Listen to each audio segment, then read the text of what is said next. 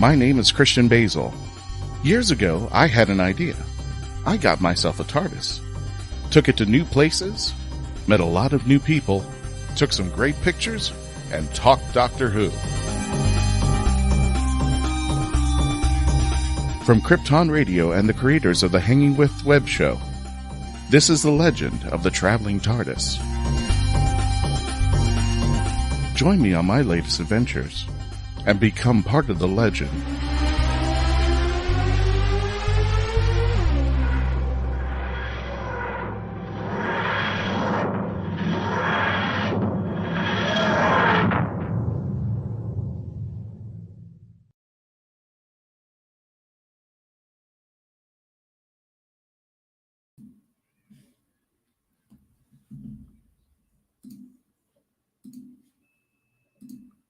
Welcome, fellow Whovians. This is the Legend of the Traveling TARDIS. Unfortunately, somebody, Christian, decided to put in a little the chat saying, "Hey, it's all you," and then dipped out. So here we are tonight. I'm sorry about the little fun glitches of us hitting the commercials, but he's on reboot right now. Our show tonight's a little bit different. As you might have noticed, we're having a bit of a little end of a holiday, kind of our year-end party. And joining us, you're probably noticing that Christian's not here, which is kind of fun. But exactly. But we have a few other people in the TARDIS today that you may be familiar with, may not be familiar with. I'm going to try to be very good and unmute everybody because I'm not sure if Christian did it and they can't unmute themselves, or if they, or if he did it. Who knows? But yes. Carl's out there saying Melanie's in charge. This should be good tonight. Yes, it will be. We'll see if how many glitches will actually happen or not. Who knows? But first, let's go ahead and introduce everybody on the panel tonight. Starting to my left, your guys is right. There is, as Christian likes to call him, the lovely and talented David Chapman from the ratholes.ca. Hello. So how cold is it, Dave? Minus 40. Minus 40. Why do you still live in Canada? Because everything in Australia wants to kill us. Oh, that's true. Okay, that's fair enough. But how are other than trying to keep thawed? Are you ready for Christmas? I think as ready as I can be. My holiday review series ends on Thursday. I just had What Fun just went up earlier today. Great game. I am in the process of trying to edit together a special for Christmas Day here on the Traveling TARDIS. So tune in then. And shout out, because I just happened to have printed it off earlier. Krampus says that punching Nazis is a free action. So if you had any question about it. Oh, fantastic. Yeah. Other than that, things are going as well as I think they can in minus 40 degree weather. Very good. Okay, next to him, if you keep going over to your right, we're going to go clockwise. Mackenzie Floor, the writer of the Right of Wands series, and our Binge Watchers Guide author herself. How you doing, Mackenzie? Oh, doing good, good. Excited tonight to do a little bit of Doctor Who Worlds Apart. Very excited about that. I've got my Twitch stream all ready to go, so I'm going to finally launch that this week too. And it being at the end of the year also, it means that I'm under a writer's deadline at the same time. So, yeah. Oh, fun. That's the great thing about the holidays is for some people, it's like, okay, if you think you're already kind of going a little stressful of getting, all of your normal holiday stuff around, if you're going to be traveling, if you're going to be hosting, if you're going somewhere and bringing food, but then you have all the artists in the house and writers and all that kind of stuff who are also trying to make a little extra money because 'tis the season. This is the time where we're trying to, get into the black, and we're having a little extra kind of fun going on. So I'm going to now spin it to just going straight down. We're no longer going clockwise because I'm going to save the two best for last. Sorry. Mark Muncy, who's all decked out in his finery. Nice little top hat there, sir. Yes, how are you doing? I thought, this is my Tuesday. I don't know what you guys are talking about. Oh. So this is Taco Tuesday Club. So yeah. That's Taco Tuesday. No, but yeah, they love me down at Tijuana Flats. But it's been a crazy couple months. So I've been watching you guys what limited Wi-Fi I had while we were researching the next book. So up in the mountains of Appalachia. So and it's been fun. So and just can you finished the book say tour for Erie, Appalachia. What you've been working on? A little hint of what the next eeriness? book is official. Erie Southeast. So it'll be the Southeast coastal state. So North Carolina, South Carolina, Georgia, back to Florida a little bit, but even some Alabama, Mississippi, and Louisiana. So are you going more ghost stories so or cryptids? Ghost, monsters, myths, legends, all the fun folklore, dark history, all the fun things that we love to talk about during the holidays. Racial injustices and child murders and all that fun stuff. Yes, all the fun, all the fun stuff. So now, for saving for our next two guests, we have Stephen. As you might notice, the word wrecker next to his name, and for our other intrepid viewers that can read, we see Raimi and the word echo. So for our Star Wars fans, because as Dave likes to lament how many times me or Jessica or other people on our show quickly will spin this to a Star Wars conversation, and we have to be reminded this isn't the podcast for that, guys. Stop. So we have two of the Bad Batchers that are amazing cosplayers. So first we'll start with Steven. How are you today, sir? Oh, I'm doing well. Thank you for having us. I'm a huge Doctor Who fan, so this is quite a pleasure for me to be here. Awesome. So how long have you... So we'll start with the normal question for somebody that's a Doctor Who fan, so you don't have to fret, Raimi. Who's your doctor? I am partial to 10. Okay. I mean, I got in... So I entered with 9 when everything was rebooted. But I met my wife, and we both started watching Who with 10. Mm-hmm. So her companions rose, mine's 10. It's like a love story in our house. So that's so awesome. So now, Raimi, you're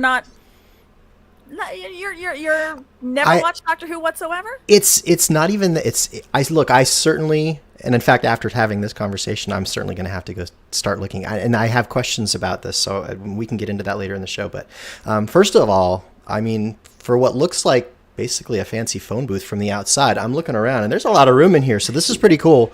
But yeah, no, I mean, I have not gotten into Doctor. I will say it's a little intimidating because just Steven got into it at 10. I'm translating that to like 10 seasons in. So I'm expecting that this is a bit of a commitment. So again, I have questions. I want to learn. I need to learn at the feet of the masters here so that I can make sure that I do this right. You're in the wrong place, my friend. You happen to have the person that wrote the binge watching guide to Doctor Who, so I can help you there. Okay. All right. We'll unpack this as we go. Well, the good thing is we have had episodes of what episodes are the best of the best, what are the best of the worst, and also one of our more favorite episodes that we've done is somebody, recommendations for somebody who's getting in, and when do you want to start? Because there are a lot of questions when it comes to the Doctor Who franchise of, well, like Star Wars, do you start with original trilogy? Do you go start with the prequels? Do you start with now the sequels? Was it because you started because that happened to be the first thing you watched because of your age? Or now that you have the entire wealth, where you want to start? That kind of fun. I can share some insight onto what I believe is the best theory for watching the Star Wars films. Steven's laughing because he knows where I'm going with this. So good friend of mine shared this theory and we'll go with this. So, back when we were kids, like we started with number 4 because of course why wouldn't it start completely out of order, and we got to the end of 5 and had that moment where it's like we find out like Darth Vader's Luke's father. What? And spoiler alert if anybody's not watched Star Wars, sorry, but and also Yoda's got the line like, no, there is another, and so you're left with these cliffhangers. Now if you watch the films in order starting at number 1, that's all ruined for you. By the time you get to 5, you know who Darth Vader is, you know who the other is. So you start with 4, watch 5, you get that mind-blowing ending to Empire Strikes Back. Now you go back and start with 1, 2, and 3 to get that backstory. You learn about, now all of a sudden this guy that you spent 2 movies thinking was just the villain, Darth Vader, you actually see him as a little kid, and then as a teenager, and then as an adult. So you get to actually start to get attached to this guy and watch his downfall. And then you go back and watch number 6 and watch his redemption. And that lets you enjoy the films without ruining any of the surprises. And then with the sequels, you can kind of go from there. Yeah, the funny thing is, as you were going, Tom Kozak, the hashtag guru without TARDIS here, he had echoed the exact same. He's got thing, it. No pun intended. He's got it. Yeah, 4, 5, 1, 2, 3, 6. So, Steven, would you have done the same thing, or are you kind of in that? That's exactly how I showed it to my kids. Really? There was a film student in UCLA who came up with it. It's called the Machete Order, and it's the popular order at Lucasfilm. So for sure. Plus, I mean, you start once you get to that last movie, episode 6. You really feel the pull of the light side, dark side for Luke. So yeah, it's the way to go. Oh, I have a quick comment in here from Christian himself. He's saying, Mackenzie, I'm loading up the Reality Plus. Wish me luck, LOL. So we'll see how much more time we get to have in the TARDIS without him. And as Tom says, we'll keep our fingers crossed. He needs to get hooked up with my type of computer, which is made by NZXT. Now, the game that we were talking about is Doctor Who Worlds Apart, and the CEO of Reality Plus is in our chat room tonight, Mort. He says, Stephen Raimi, I'll hook you up with some Doctor Who Worlds Apart packs. So that's awesome. Thank you. Looks like you guys are going to get some trading cards that you get to keep. They are NFT backed, so you get to have those serial numbers that are yours forever and ever and ever, whether you want to trade them or what have you. So I believe Mort is trying to give you that little sample of your starter fix, and here, yeah. So Mort's is saying, yeah, he is. So the sign of a good salesman, right there. Yep. He knows. Yeah, absolutely. So one of the other things, big reasons that I have you two on tonight is because we are getting down to Christmas as we're airing this. This is December 20th. I know that we launch on for our podcast, we air it on Saturdays, so you only have one day to get in on this. But just like the TARDIS, something else is bigger on the inside right now. And I'm going to have you guys explain to our audience what exactly this is.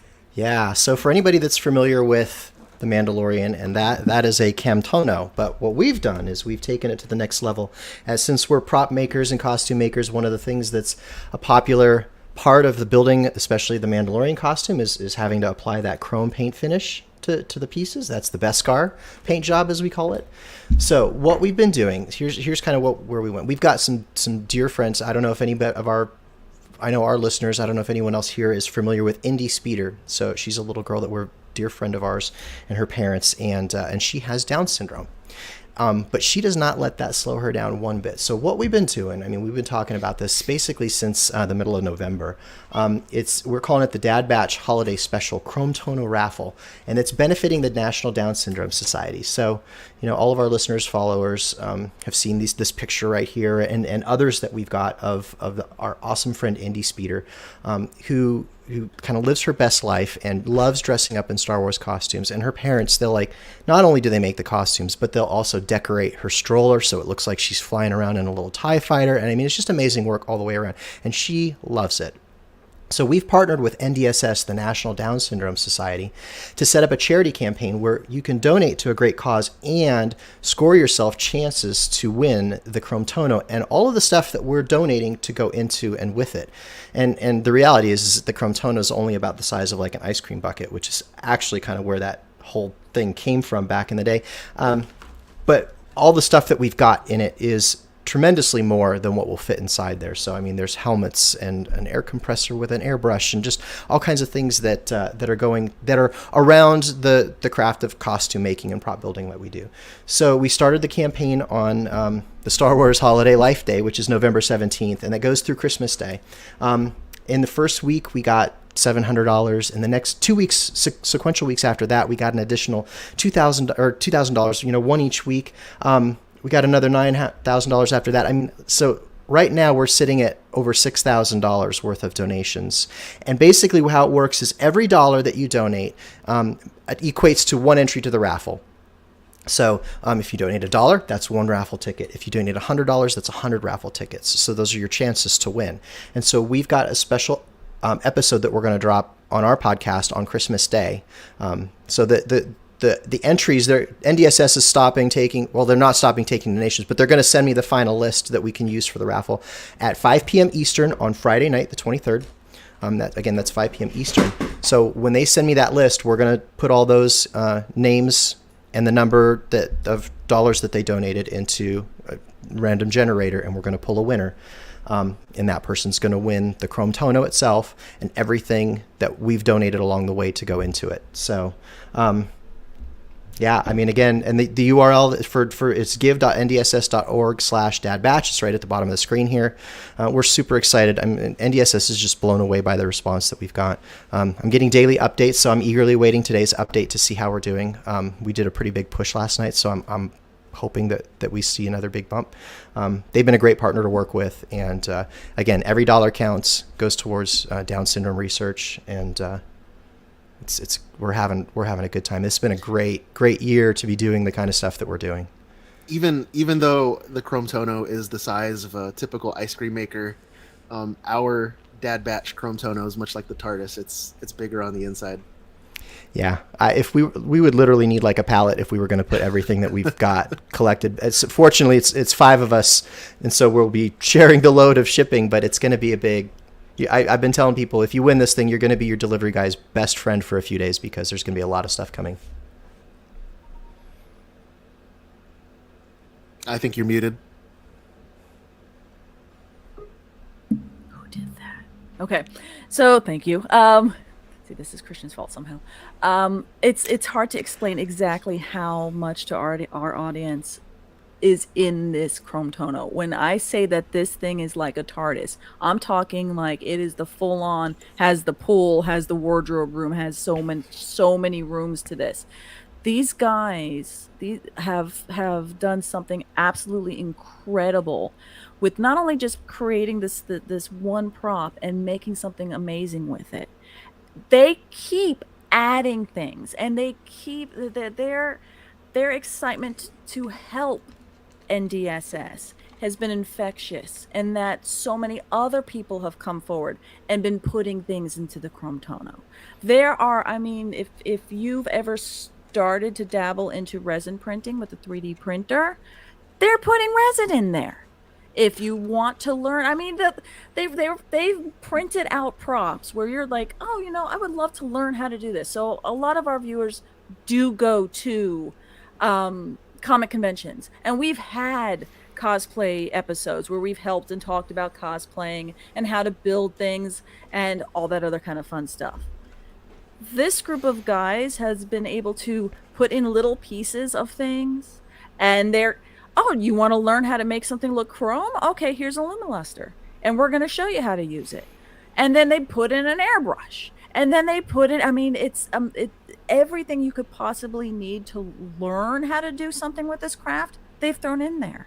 And other fans of theirs and just of the NDSS have just keep adding stuff and adding stuff. I mean, the items that you have that are from, if you're a Star Wars fan, this is absolutely incredible. But it's surpassed that. It's just how much love is going to NDSS with, yeah, there's a great prize at the end. It's just, it's so much fun to see how this number keeps getting bigger and bigger and bigger. I really, guys, you need to check out what they've been doing. Go give them a follow. It would be Dad Batch Pod for the podcast. Yep, on Instagram. Yep. And then we've also got the website, which is thedadbatch.com. In fact, I got to get it updated with the latest stuff, but we've got a running list on there on the website of all the stuff that we've got going into the Chromotono. And again, it needs to get updated. You know, that a lot of what we've got going in here is sort of, like I said, to that Beskar paint job, which is really just how to paint something to look like real metal, whether it's metal or not. So, you know, and those are, it's not that it's just specifically Star Wars stuff. Like, that's a skill that could be applied to costume making in any fandom. So, you know, if you want to take that plastic sonic screwdriver that you've got and make it look like real metal, the same paint application that we talk about for painting Beskar would also work to make that look like real metal. So. And even then, I mean, could you imagine how chromed out a Cyberman would be? I mean, this would be insane for the Doctor Who fan.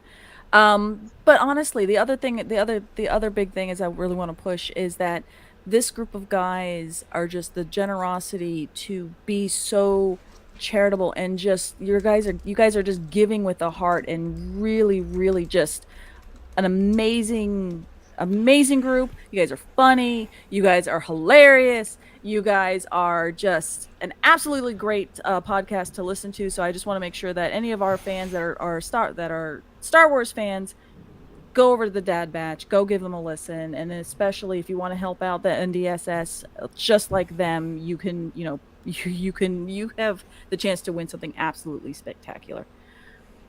Let's see. I am trying to go through a little bit of the comments real quick. I don't know, Dave, if you can or not run comments. So not paying attention. I'm working on the Christmas thing. Okay, well, I just called. So Yell at me if you need me. Yeah, okay. Yeah, but it's like, do I have because some of the like Zoom and stuff, you have to have permission or admin permission. Do I have that in StreamYard? You don't. If I do, then yes. If you cannot see it, you don't. So that is the answer to answer your question there, Christian. No, I cannot. Because you didn't make me an admin. Well, Christian is still trying to come back in. We have Amber CT2319. She's saying, love them so much, and please support NDSS. Let's see. So hopefully we'll start working a little bit of Worlds Apart as we go along. Since we're still missing our little our fearless host. I think he's showing up real quick. No. He's back. I think so, but he's kind of looking down. Maybe he's in the stream. Who knows? But let me go ahead and remove this comment real quick. So once again, just to wrap this segment up, would be please, if you have even $1 to give. Please go to give.ndss.org/dadbatch. Hey, maybe you'll win something, a little something amazing, but still it's going to help you. Every dollar really helps, just an amazing, amazing charity that helps people. So just please give. I can't go through the screen and grab people, but every dollar counts. We really appreciate the support. Thank you. Of course. So as we keep going along with our little holiday special, let's see. Let's see here. Since I am the only person doing the comments right now, Dave. Well, we have Cody out here just kind of saying, happy holidays, everybody. And, well, at least Cody's internet's working, unlike some people. Christian's back in real quick saying, gonna start one more time. I don't know why I'm lagging so badly. I think it's probably... You got to get that Wi-Fi on Metabula 3. It needs to be boosted there, Yeah, I hate to say it, but I think you need a hard line, not be depending on Wi-Fi, especially on any type of gaming. He keeps routing through Scaro, and it's just killing him. So. Oh, that's what it is. Yeah. Windows 11. It's Windows 11. I think Tom's correct. No. So, you know what? Oh man, the dad batch just lost power. Wait. I have these like smart lights, and they're so smart they turn themselves on and off at random. Oh, okay. Throughout the day. I thought an Imperial cruiser had tractor beamed you. Yeah, that's exactly. what I thought too. It's like, oh no, Raimi's gone. Now he's in the darkness. Now he's in the light. All good. There we go. Back to the light side. The dark side had cookies. Well, I'm going to do my Christmas ghost story, if you guys are good with that, because I've got to tale shortly myself, because I have to go wassailing. And, and for those who don't understand that, that's a history lesson that the doctor can tell you about. It comes from Vassheil, which was the Nordic tradition. And then, we get a lot of things from that tradition, like bringing punch to everybody's house and everybody's parties and all that. And, and you keep it warm, mulled wine, and you usually put a piece of bread in it. And that's where I propose a toast. That all comes from that. But that's not why you're here. You want to hear a ghost story from the creepy guy. So yes, please. All right. So I'm going to give you a Christmas ghost story that occurred very recently.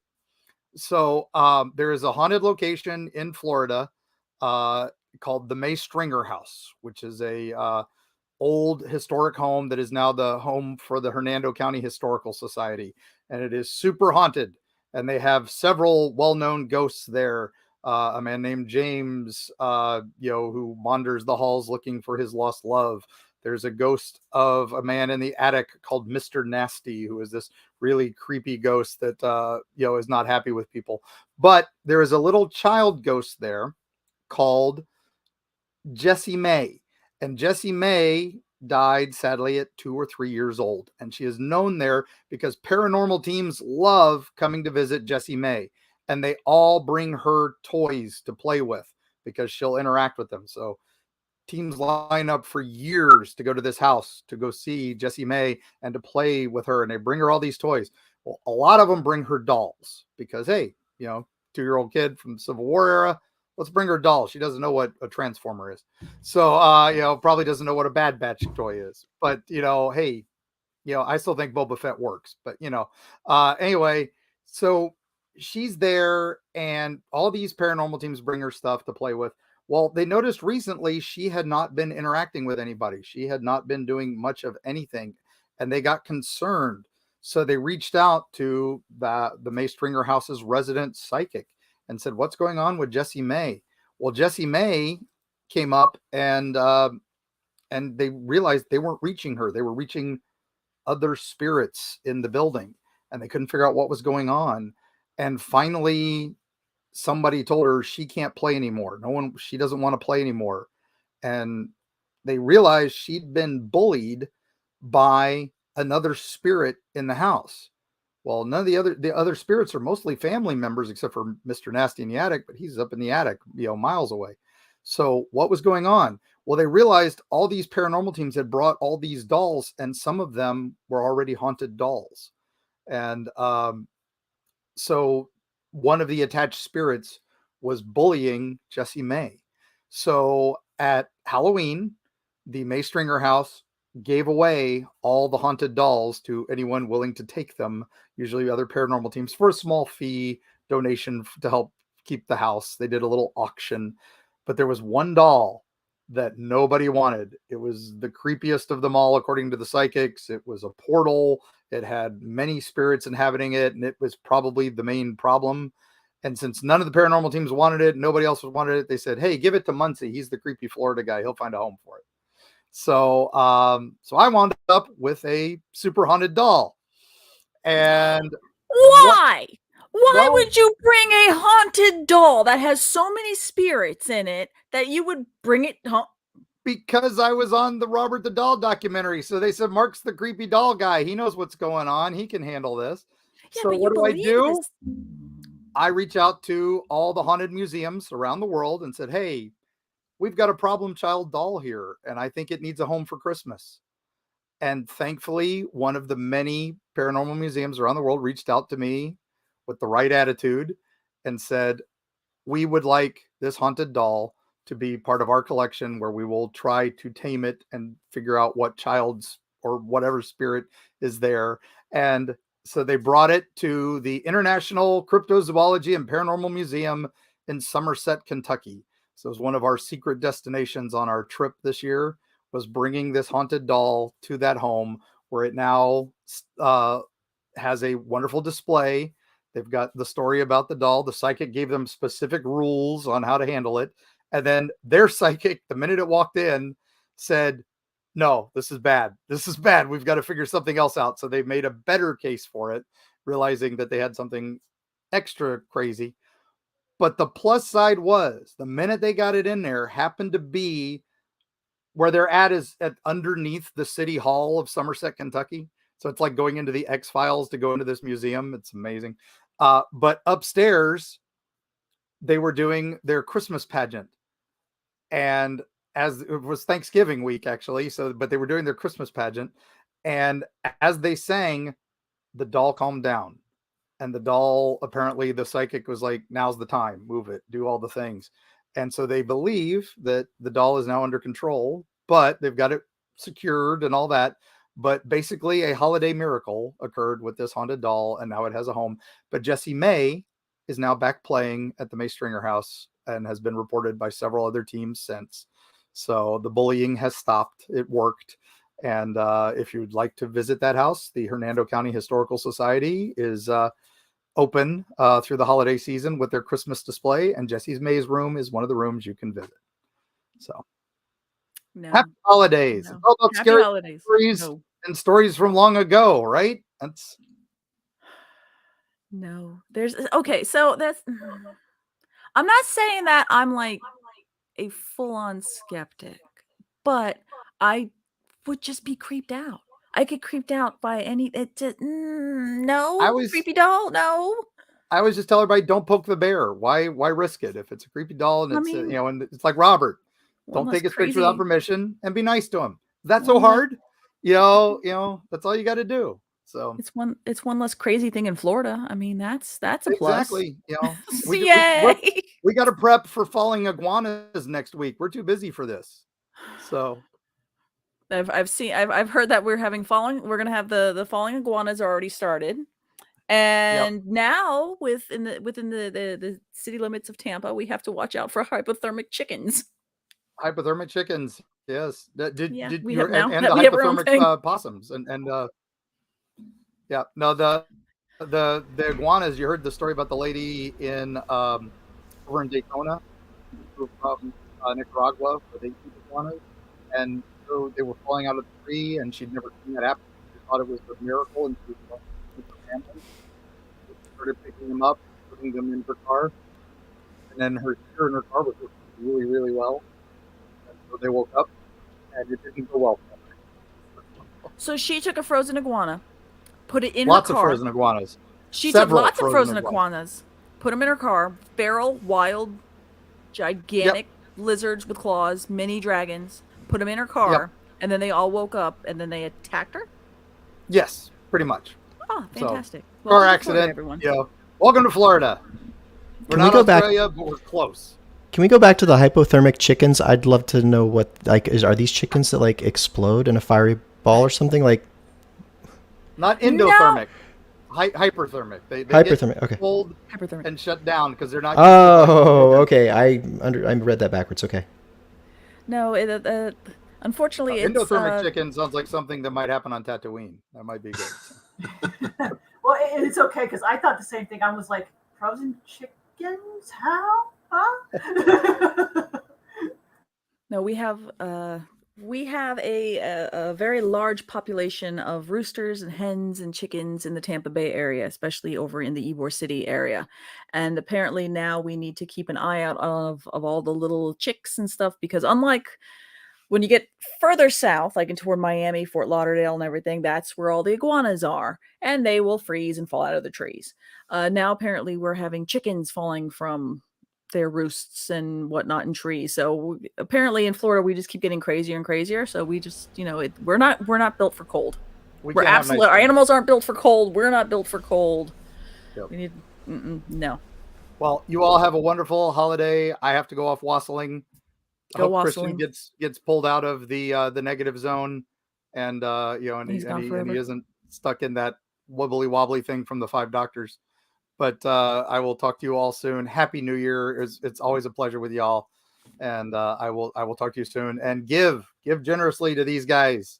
Great prize, but for a good cause. Can't go wrong with that. So, absolutely. Thanks again, Mark, for coming in. As he departs, and someday Christian will show back up. Yeah. So it looks like that our plan is unfortunately gone completely awry of playing this game because Christian just can't get his computer working or understand the ins and outs of. I'm thinking Plan B maybe is once I have a meeting at 8:00 with Jeff Howard, who is a horror screenwriter. But after that, maybe we can jump over to my Twitch, and all I need is his voice in my Discord. Well, that would kind of work. So now, since we're going completely off the rails now, so I guess we can just make this a Doctor Who. I know, right? Surprise, surprise. At least we're not running commercials, right, Dave? Yeah. Why don't we start with the conversation with Remy there, where he was talking about where to start with Doctor Who. I think that's a damn good idea. All right, let's do this. Let's just go ahead and go right with Doctor Who. So. For me, if I were to say that where you should start, now you know nothing of Doctor Who, maybe just things you've seen at a random comic convention? That's what I was going to say. I basically have picked up what anyone would have having attended like Comic-Con and seeing the fandom there. And like, I understand that the doctors change out and that there's an assistant, or there's a better name for that. It's not assistant, but there's companion. Companion. There you go. Yeah. So, I knew the TARDIS and the sonic screwdriver. There's Daleks, right? Yes. Okay, got that. There are Daleks. You could chrome those with the stuff that we've got in the Chrome Tono. Yes, you can. You can absolutely can. So anybody that some of our followers that are following from the Dalek builders of Florida, and also. Hey now. Because I know some of them actually are also droid builders. So, guys, there are. You can use that Chrome. Just saying. That's right. Paul, I know you're out there. Donate. So, so my personal one that I always kind of recommend for somebody who's never seen Doctor Who and I think would be a good one just to jump in is actually a 50th anniversary special, because you have actually 3 doctors. One that you see the 10th Doctor, which a lot of people are familiar with the 10th Doctor, and since you know at least a little bit more of the cosplay groups from Doctor Who, you're probably familiar with what the 10th Doctor looks like. You have the 11th Doctor, which was David Tennant. You have the 11th Doctor, which is the Matt Smith Fez kind of Doctor. So another one you're like, okay, I probably, but you're going to be also kind of ground floor with it, because people who watched that special for the first time never had heard of William Hurt as the War Doctor, which was a brand new doctor we had never seen or heard about. And it was kind of you don't have to know anything about him beforehand because nobody else did. So you have 3 amazing actors in David Tennant, Matt Smith, and William Hurt in this episode. There's a lot of callbacks. There's a lot of Easter eggs that you don't have to know about. So it's enough for you to go, if you like it, you can go back and start watching it again. And the great thing when it comes to Doctor Who is you can start at any Doctor. So you could start at 9, you could start at 11, you could start at 10, or 12 or 13, and then pick up from there. So my biggest recommendation would be the 50th anniversary special. Okay. Dave. I'm curious. So just to follow up, do the seasons, like, is there a cliffhanger at the end of season 9 and then it picks right up on season 10, or are they somewhat interchangeable? Like, do they need to be watched in order? I mean, you made it sound like you could maybe jump around from season to season. Is that true? You can jump around from Doctor to Doctor. Okay.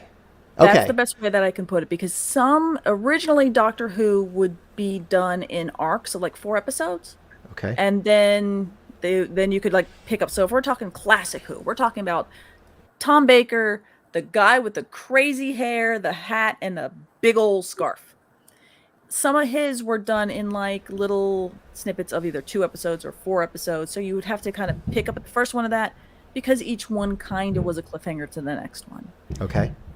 When we get into New Who, which starts with the 9th Doctor, it started more of you could start with that Doctor and then run with their series. But yeah, so I would recommend the 50th. And that's a good one where you don't need to know too much about Doctor Who, but if it grabs your, you're kind of like, wait a minute, I'm intrigued. Let me go ahead and watch more about this and watch more than that. It'll give you enough of a foundation to try it, but not so much where you're like, I'm completely lost. I don't know what the heck I'm doing. So I vote 50th anniversary special. Mr. Chapman, come back to us. I kind of depend on who I'm talking to. Mm-hmm. I have often recommended the 8th Doctor as a good place to start. Mm-hmm. Partly because that was filmed in Vancouver. So I'm talking to people who live there. Hey, watch this episode and you might recognize where it is.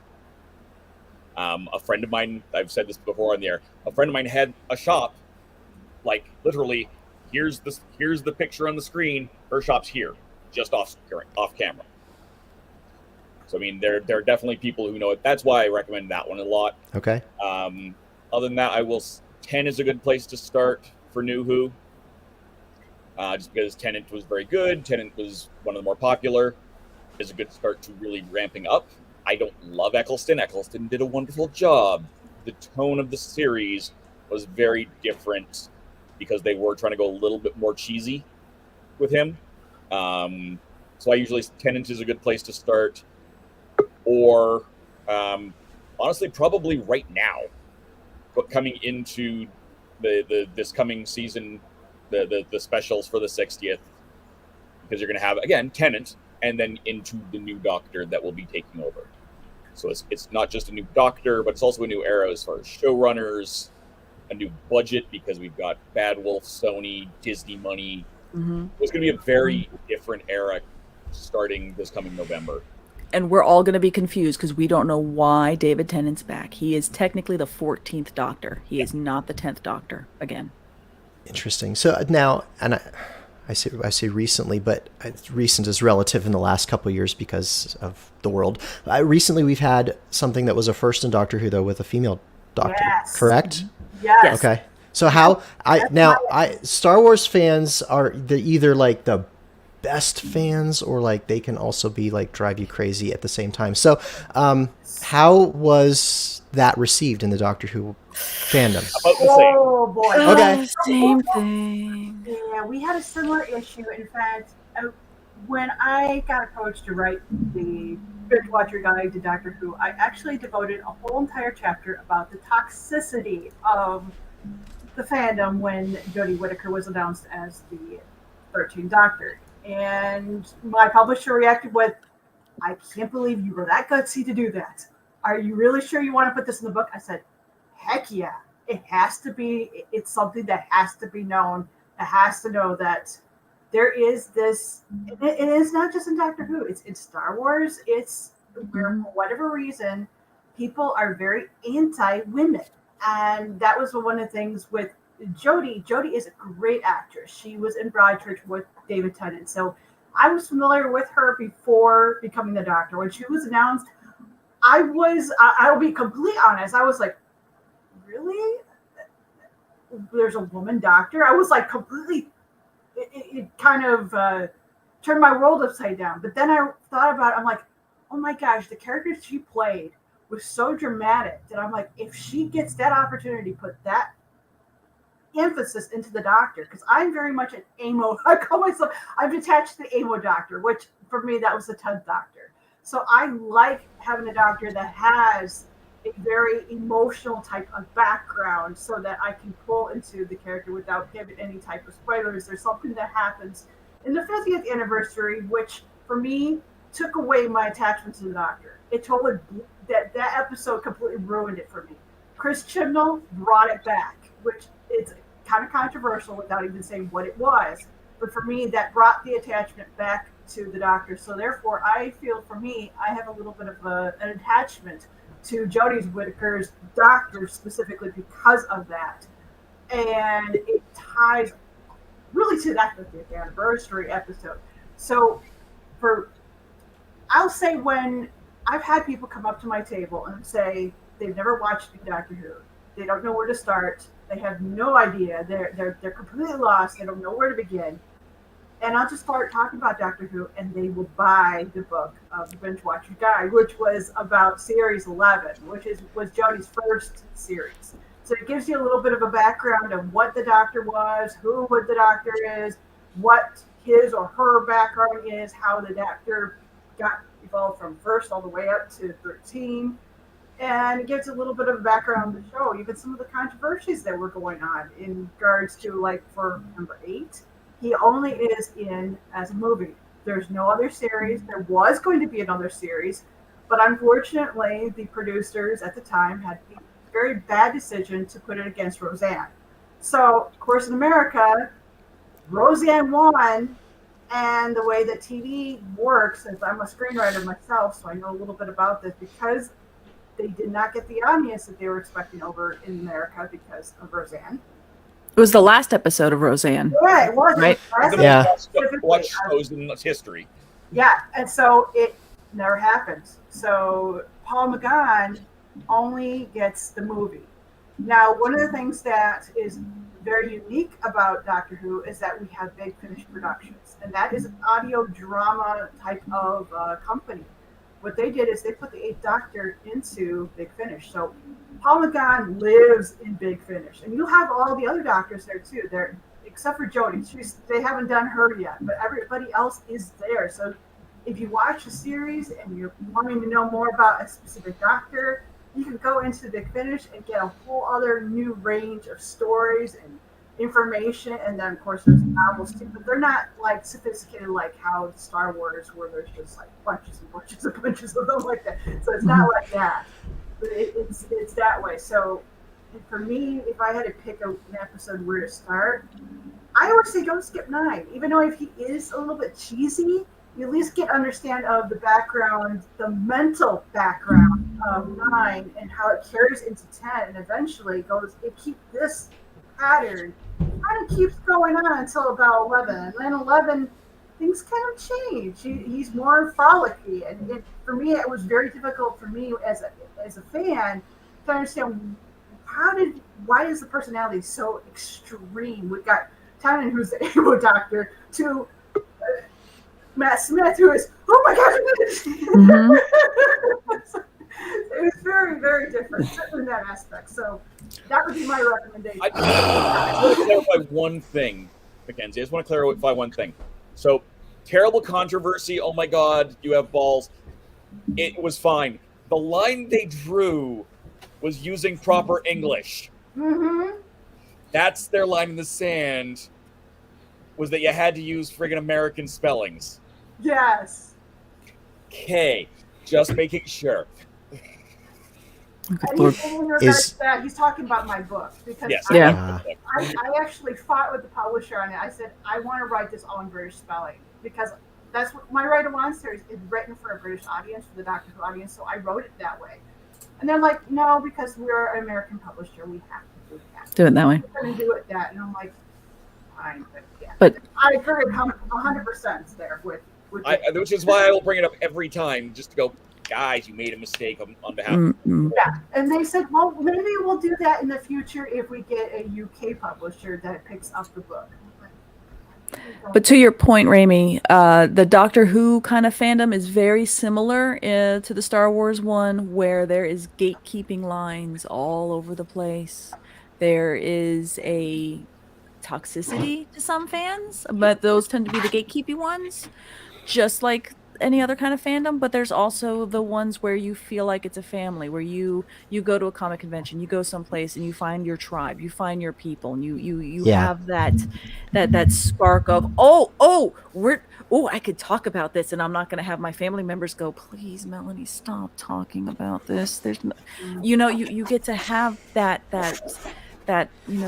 infectious kind of, this is excitement, this is awesome. So you'll get that same kind of feeling from the Doctor Who fandom in general, that fun dichotomy that you would have also in a Star Wars one, where you're going to have the not so great fans and you're going to have the amazing ones, but we're all in here. Maybe we just kind of sit back, watch, and enjoy. Exactly. I mean, so in the Star Wars world, so if anybody's familiar with the 501st Legion and the Rebel Legion, these are the bigger, more popular known costume clubs. So I'm an officer in the 501st. We have mixed reactions from fans out in the world, in the costuming industry or costuming space. We are what we call a screen accurate costume club, and what that means, I think, needs to potentially get updated. So even within the club, there's different opinions on what should be the qualifications to be a member versus what would you need to do to your costume to be eligible to be a member. In today's world, it's got to look like it came off of the screen. But I'll tell you, I've seen costumes that were made out of materials that the 501st doesn't allow, that you couldn't convince me that those don't look screen accurate. And so we're trying to, what we're doing with our show is we're open to all of it. Yes, we're all in the 501st or Rebel Legion, or we're all members of multiple clubs. But we are also open to other parts of the fandom and other parts of the costume building community. And so we're just trying to be good representatives, good stewards of the brand of the 501st, and be the example that we wish the rest of the club would be, and be open to everybody. So we're just trying to surround ourselves with like-minded folks and build this, what we've been calling family around us, our chosen family. And so we're building the fandom that we would like to see. No, I absolutely agree. When it comes to cosplaying, especially, is I'm more of a proponent of that there is no right or wrong way to cosplay. You do what's in your means. You put your time and devotion and love into something. Wear it with pride. Go to those comic conventions. Go to those conventions and enjoy yourself. Now, I understand that there's going to be different tiers, especially with the 501st, where you're going to have more, it's going to be more rules and regulations on how they want things done. I understand it, and that's fantastic. But it's not an excuse to be elitist about it. Right. No, absolutely. So I've interacted with other members of the 501st that you have no problem, that they have no problem saying, to anybody, I love what you did here. If it's something that you want to do, you critique. You actually are giving helpful advice to keep building. If you want to join, this is where the threshold is, and if you need help, I love the hell out of how there's building parties, and people are very, very open about the best practices on how to make something. Don't learn through your own mistakes. Here, learn through mine, and I'll help you, build the piece that you really want. Or if maybe someone's not your forte, this is how you can do that. Or maybe this is an entry level, costume. Don't maybe start with that, the armor. Start with something more soft goods. Yeah. Only. Yeah, we recommend that often. So it's a good way to get in, meet people, learn, make connections, and then you've got all the hookups for the things that are harder to find. Like the armor parts and stuff. Okay, so I've got a question. So is there a doctor that is somewhat universally not liked, or does everybody have their favorite? And is there one that everybody's just oh man, that season was just okay? Let's hear it. I would vote it's whoever's the newest doctor coming in. Okay. Yes. I can understand that, knowing fans the way that they are. Yeah. Okay. Is that what everyone else was going to say? Whoever it is that we haven't met yet. And then by the end of that season, it's now moved on to the next season, right? Or whatever. Or how? Exactly. It goes through this, like, you're the new doctor, I hate you. And then it kind of goes around in this circle where it's like, I hate you, you're awful, the writing's awful, everybody is doing everything wrong, they're destroying the show, blah, blah, blah, blah, blah, blah, blah. I'm a cosplayer too, and I cosplay as Jody's doctor, and I've had more than one time where someone has come up to me and go, you, me personally, are destroying the fandom. They call it the circle of regeneration. Yeah. That is my goal, sir. Yeah. Welcome to the show is KEVO RISSE from Husbands Talking More or Less. Also now he's at Hubs Plus Network. Yes. Yes. Yes. But to answer the question where we go through this whole thing, the circle is like, I hate you, and then by the time it gets to the next doctor, the previous one is I love you. But there has been 2 doctors specifically that I have noticed that has this, and it's kind of weird because the way that things go is because I write the binge watcher to Doctor Who, I know a lot of things that happen behind the scene. So there is a pattern that has happened, a similar pattern that's happened to these 2 particular people who played the Doctor, with both controversies as well as behind the scenes where somebody in power decided one has been officially known, the other one is not public. So I'm not going to say that this happened, but those who know will know. Saying it started with Colin Baker. That's the 6th Doctor. You could kind of know him as the eccentric Doctor because he wears all kinds of weird type of costumes. At that time, behind the scenes, producer didn't like him. And you can tell that with the writing. In fact, it was, though now he regrets that he did this, in his regeneration scene, he is not there. It is the new Doctor pretending to be him because he was so upset with what happened. We also had a similar, though it didn't happen, a lot of people like the Doctor, his Doctor, Chris Eccleston, also had a similar problem, and because of that, he refuses to ever work on Doctor Who again, other than the audio. He will do big finish production, but for being on the show, not. But the same second Doctor that this happened to behind the scenes, it was Jodie Whittaker, which is our newest Doctor. We had the same thing happen all over again, though it wasn't a producer, and this is not public knowledge, so I do not want to say anything more, but there was something that happened behind the scenes, and it's kind of where we are right now. That's true, KEVO. You're on Trends a lot. I'm visiting Christmas. You're on the Christmas planet. I've never heard Russell respond to those comments from Chris Eccleston, though. So I would really like to hear more Russell's side of things, because his projection of the situation was that he never planned to have Chris Eccleston for more than one series. He claims it was always supposed to be the Doctor regenerates at the end of the first series to introduce the new audiences to the concept. So I feel like there is certainly elements of that story that's not being addressed, where Chris Eccleston is saying a lot, and Russell T. Davies has not really commented at all yet. So I'm very curious what he has to say about Chris's comments. I think he's just trying to move on. I think he's just like, no, I agree with that. Whatever happened in the past, and I'm not going to revisit it. Speaking of which, hi, Echo. I think let's show everybody what our new Doctor looks like. Yeah. Yay! Ncuti Gatwa, who is going to be the 15th Doctor.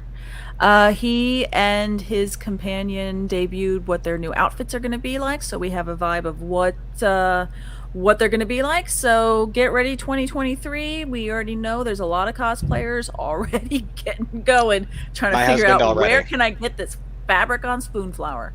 Now, is this another first for the Doctor Who world? Yes. It is. Okay. Yeah, Nice. What? First Doctor of color. Oh, yeah. Second for lead. Technically, Yes. Okay. First lead. For lead. Because we did have a little bit of Joe Martin's is going to be a little miffed if you leave her out. Well, yes, but I'm also don't want there is another Doctor in there because Raimi is kind of new to the franchise. I don't want to be tipping my hat a little bit. Spoiler alert! It's a spoiler alert. Because that was a spoiler whenever we all went. I felt bad for Shooty a little bit because people had found his outfit in other places. In fact, I think there was a gentleman, I forgot his name, but in the original Wicker Man, is dressed up in that outfit, and somebody found Kermit the Frog dressed up in that outfit. So yeah, it's just and I feel bad, but I kind of like it because one of the things, and maybe correct me if I'm wrong, anybody, especially Melanie, the cosplay, I wouldn't think his outfit is hard to find. Even if you find something even remotely close, it's... And that's the point, I think. I think that Russell likes that for Doctor. Oh, yeah, that's why you had David Tennant and Christopher Eccleston. He had the leather jacket. Anybody can find a leather jacket. And if somebody who's on a budget or, just have that kind of lapels are different. And he's got rings on his fingers. But his lapels are different on the outside of that jacket. See, I've already pinpointed everything about this. So, I've already confronted, where do I get this? For me, it's when they showed that costume, I'm like, I'm probably the only one in the fandom who does not like the costume at all. Like, for me, I wish that I like the pants, I like the shirt, but I wish that coat was actually that red velvet that Tom Baker had. I think that would bring him out. I feel this is washes or him 12, out much. Just completely washes him out. Well, okay, I see that.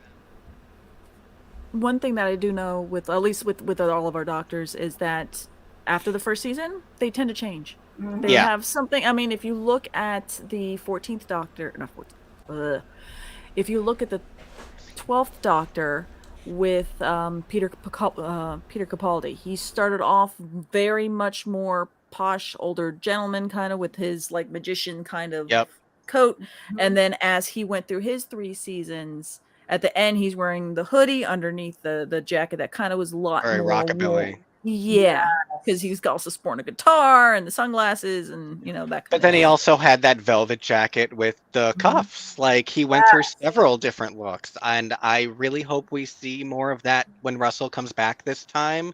We all love that classic coral TARDIS desktop from his era, but it was the only TARDIS console room Russell ever used, and I think that is such a waste of the potential of the TARDIS. I hope we see a lot of turnover for stuff like that.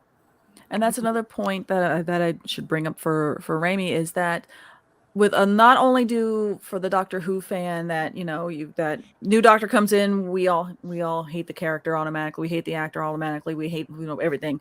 The other thing that also gets a bit of a under the microscope is the TARDIS. The outside of the TARDIS tends to always have that blue police box kind of feel. Maybe the sign will change a little bit, that kind of thing. But it'll look more plastic than wood sometimes. But it's overall. But the inside always gets a huge, rebrand. Whether or not it's, just bits and bobs of junk that they're trying to fly, or this last one was a complete shift, because we went from something that had gears that moved around. It was very polished. It had staircases. It had bookshelves. It was just absolutely like a technological marvel where you can put a lot of money production design wise in this. And it changed to something where it was all this organic looking crystal, and much more some people intimate. loved it. Yeah, some people love it, some people hate it. So that's another thing that's a little different, that you'll kind of, if you start watching the show, you'll start realizing not only can you see the Doctor, you'll also see the TARDIS that's theirs. Is the TARDIS sort of I guess the interior of the TARDIS intended to be sort of a reflection of their personality, almost like as they're doing character exploration for that version of the Doctor, they're sort of saying, how would this Doctor decorate their home, so to speak? Like, is that what the goal there is? I would agree with that. And it was interesting with Jodie's TARDIS specifically, though I did like the design. I found it was interesting that in the very first series, there is a particular character that she goes up against, and the crystals are the same crystals that you will notice that this particular character also has. So I thought that there was some type of spin to that, and that's the reason why her Doctor has the same crystals in her TARDIS.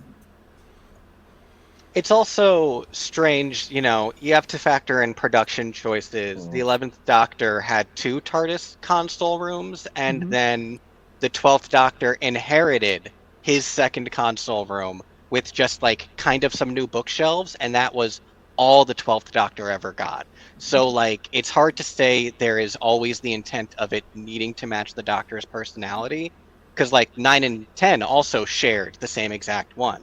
So some of it's, it's they do the best with what they have, but I think there is always supposed to be an intent of it reflecting what the writer is trying to tell with their era of Doctor Who. Mm-hmm. And one thing, another thing to keep in mind with Doctor Who is it's a BBC show, so it's publicly funded, or yeah, so it's not going to have the biggest budget. It's not going to have all this kind of stuff. So I'm also saying this before this current season, and it's a property where it's hard to get that star name actor because they're probably gonna be paid scale. And so it's really the show where you're going to want to get somebody that's up and coming. So that's usually where you get the Doctor, that way they can afford them, and they're talented, but it's not going to be really star power there. And it is a show where, just like I would say under like the Star Wars name for film especially, it's do you want to take this property because you're going to be underneath a microscope. Everything you write, everyone's going to have an opinion. Everyone's going to have a strong opinion. The internet's going to hate you. You're not going to have any money to do this, but you yourself are going to be under a microscope. So do you want that job?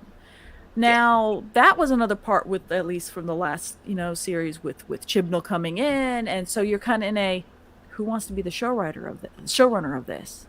Now, what's kind of exciting, well, I say kind of, it's very exciting, is that we are currently getting a new showrunner that was already the showrunner when it first when it came back out, and for the Ninth Doctor. So after Classic was done, it was gone in the 80s, and they did the whole reboot.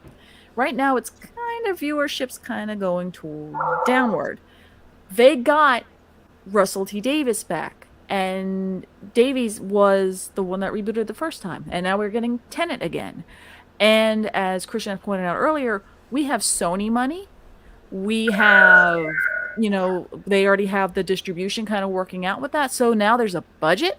So it's a very interesting time to get into the brand, because there's a lot of people going, wait a minute, it's because Russell T Davies is everyone will kind of refer to him as RTD. It's like, it's RTD2. We're getting him again.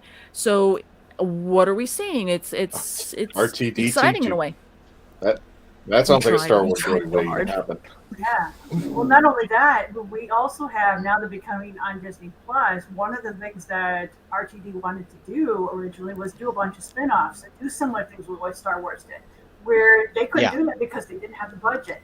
Now they can. So I have a very good, strong feeling that one of the reasons why RTD wanted to come back was that he realized my company, Bad Wolf, is going to be able to take Doctor Who into a whole new level, and we're going to start seeing these spin-offs. We're going to start seeing Sarah Jane Adventure type of shows all over again, and this time we'll have multiples.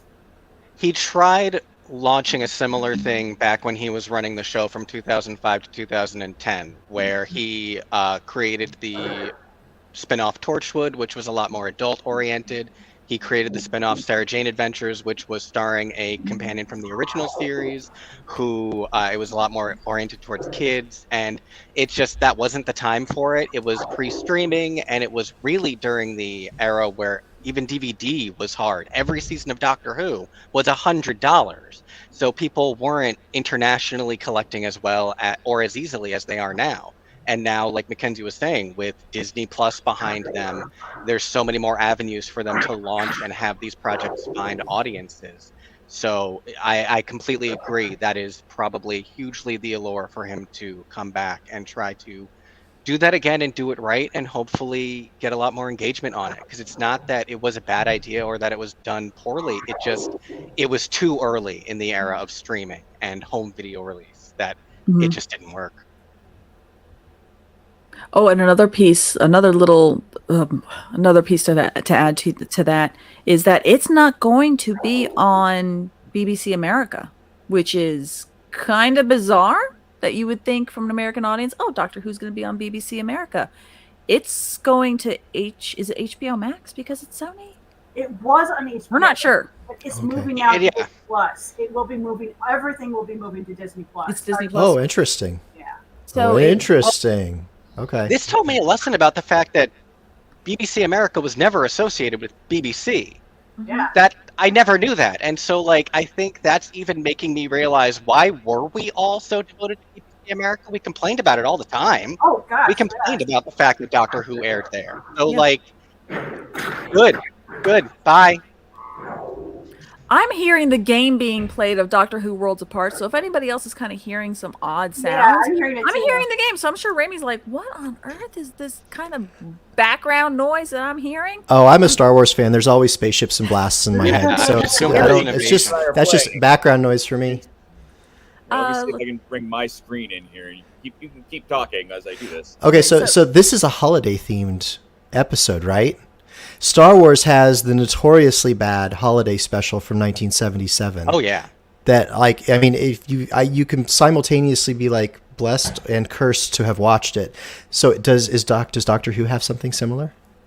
Is there a holiday theme? Like, do we ever see any kind of Christmas or holiday celebrations in Doctor Who? Okay. We do. In fact, it was at least. Who wants the floor for this? Who wants to get in on this one?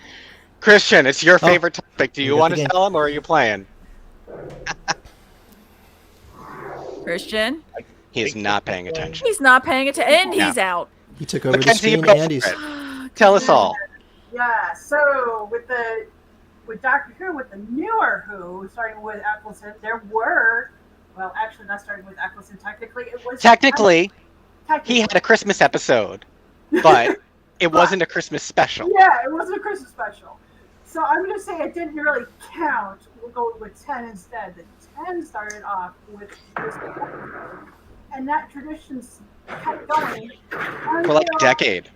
Yeah, for nearly a decade until we got to Jodie Whittaker. And for whatever reason, I don't know if it was a budget issue or what it was, we lost the Christmas episode. Instead, we got New Year Day episodes. We know the reason. Yeah. So Chris Chibnall has addressed it. It's specific that he feels like Christmas was too secular, so he was trying to try something different. And it's what we talked about, where you can't please everyone, and he was trying to do something nice, but other people didn't like it, and fandoms are cray, so can't please everyone. Yeah. That's why Star Wars just made up its own holiday. Yeah. It's so much They're simpler. really pushing that this year. All the merchandise I'm seeing in my advertisements for the Disney Store are Life Day. It's crazy. It's cool. It's crazy. And that's and for Doctor Who, it was very.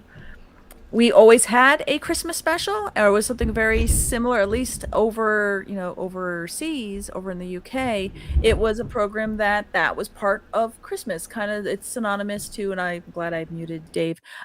Football is on Thanksgiving in November. Sorry, we have a little thing against each other of when Thanksgiving really is, Mr. Canada. So it's over there. It's very synonymous with you have Christmas dinner, you do Christmas, and then you watch Doctor Who, and that was just that was part of life, and it kind of kept shifting around, like Mackenzie had said. We are seeing the game finally being played, but of course Christian can't be on here. So Andrew says the first Doctor had the Feast of Stephen. And that was the only Christmas episode of the original run, I believe. Christmas became a tradition with the revival in 2005. Mm-hmm. So here we have. Amber says it's more fun to watch the Riff Tracks version of the Star Wars Holiday Special. I would tend to agree with her as a Mystery Science Theater fan myself. I was going to say, Riff Tracks just came out of Mystery Science Theater 3000, right? Yes. Okay. Yeah. Yep. So MST3K ended up having, I'm not going to call it a schism. It just happened to be where the cast members ended up living. Yeah. So you had Riff Tracks, and then you also had Cinematic Titanic, and now we have another MST3K kind of reboot. Their season just ended. Oh, that's right. On I think they're doing it on the Gizmoplex. That kind of. I'm trying to remember my Kickstarter things that I've followed. But yeah, Santa Claus Conquers the Martians is one of my things that I have to watch during the holiday season. All 3 versions of them now. Nice. I love MST3K. That's funny. Space those out. You have to. They're great. And it's sad to think that you could riff the movie 3 different times, and it's still hilarious each. Still have so much to say. Mm-hmm. Oh, and just for people who need to listen that haven't started listening, one thing that I love about the Dad Batch pod, Rami, is that there's a stinger at the end, which reminds me very much of MST3K, always ending with some sentence that I've noticed. There's always something, and sometimes it's hard to pick, but we've always got something that happens during the show, whether it makes it into the final edit or not.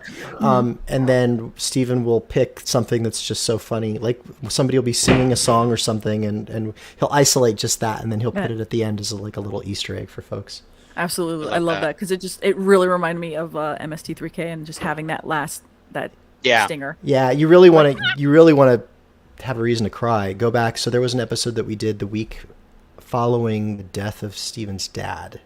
So his dad passed away over the weekend. We still did an episode that Wednesday, and Steven happened to have a copy of the last voicemail he had received from his dad. Oh, and he put that as the stinger on the end. So that was that one was. Oh, that's beautiful. That's really cool. There's always something there, some little treat. I love it. Jack Phillips here in the chat goes, "What is the card game that I'm watching?" Well, funny you should say. Funny you should ask, because an hour ago we were going to start with this, or we were going to have this. This is Doctor Who Worlds Apart, which is an online card game. It's so think table, kind of like a tabletop game that you would normally play. Again, this is all Dave's background. But it is, you go to Doctor Who worldsapart.com. You can get trading cards and everything for free. You can sign up. You have a playable deck, and then if you want, you can actually buy cards on top of it. And they're in different packs. They're different dollar amounts, that kind of thing. You can also trade them, just like Pokemon cards or real cards. They have an NFT attached to it. So certain cards are worth more, certain cards are worth less, but depending if you've, played this card and it's just a winner all the way. It's got all different types of stats and stuff it can follow. But they're your cards. If you want to sell them, you can. If you want to trade them, you can. All that kind of fun stuff. But it's a card game that lives online. And right now what we're seeing Dave play Christian, who keeps trying to jump in, and he can't do both. It's just his computer's just come on, Christian, get hardwired. Don't use Wi-Fi. And oh, good Lord. So what you're seeing is it's Doctor Who based. So Dave, do you want to explain what's going on and how badly you're beating Christian? At this point, he's actually beating me. At this point, he just actually said actually in our private chat that's not actually him. That's not him, is it? Oh. Well, top left, catch. So somebody found the private one that I just did. So Dave is playing somebody else. We don't know where Christian is. That's fantastic. No wonder, Dave, you slowly were getting actually beaten. So all the different cards you see are different characters or objects that are from Doctor Who. All of the images you see, an artist had done them. They had done them. The people who make this is called Reality Plus. They got the artists. They find, so you'll notice like some of the cards have different styles, which are pretty nifty. On the right hand side, you'll see that there's a TARDIS console, and it kind of is like in a game of chess where you would punch the button for the timer to click over, so that way you're kind of assigning time to go back and forth. So right now, the deck that we're kind of seeing, the player here that's on the bottom, that's Dave. And that's me, Dave. And Dave just lost. Yep. Opponent disconnected. Who was that? Somebody just jumped in. Maybe it was somebody, from Worlds Apart who was feeling sorry for us, and so they jumped into the private because, maybe they have a way. It's possible, but I set up a private match, and I don't know why it didn't work. Okay, so Dave, you want to take it away and explain what everybody in the audience is watching? Since also Raimi and Steven will be also getting free decks of cards courtesy of Doctor Who Worlds Apart. Yeah, I was going to double check. So these are the cards that Morton was talking about earlier, right? Yes. Okay. Nice. I will try to set up another match with me and Christian again. Christian's back. Hey, this is the only way I can do this and play the game. So I'm actually on the cell phone. It works. It does It work. Hear you. All right, I'm going to try setting up a private match. Okay. And I will. Yes, somebody don't do it like that. They're gonna see the. Yes, but okay. People who are watching, you can PM me the sign on the password. Just PM Well, it we directly can all to me. know it's all the Taurus. same. Just go in and do it Somebody now. in the chat, go get in Someone else there. if it's someone else, I can't see it. I'm TARDIS, on my TARDIS. cell phone. TARDIS. TARDIS. Okay. TARDIS. But if somebody from a chat gets in there first, Someone from the chat, please I'll don't do be that. If someone who is cat wants to admit to being, Mort, get in there. Let me know. Back out, Mort. Back out. It says joining game. Good. Okay, that's. It says joining game, so I don't know what's going on. Oh, there we go. Joining Just the took a game. while.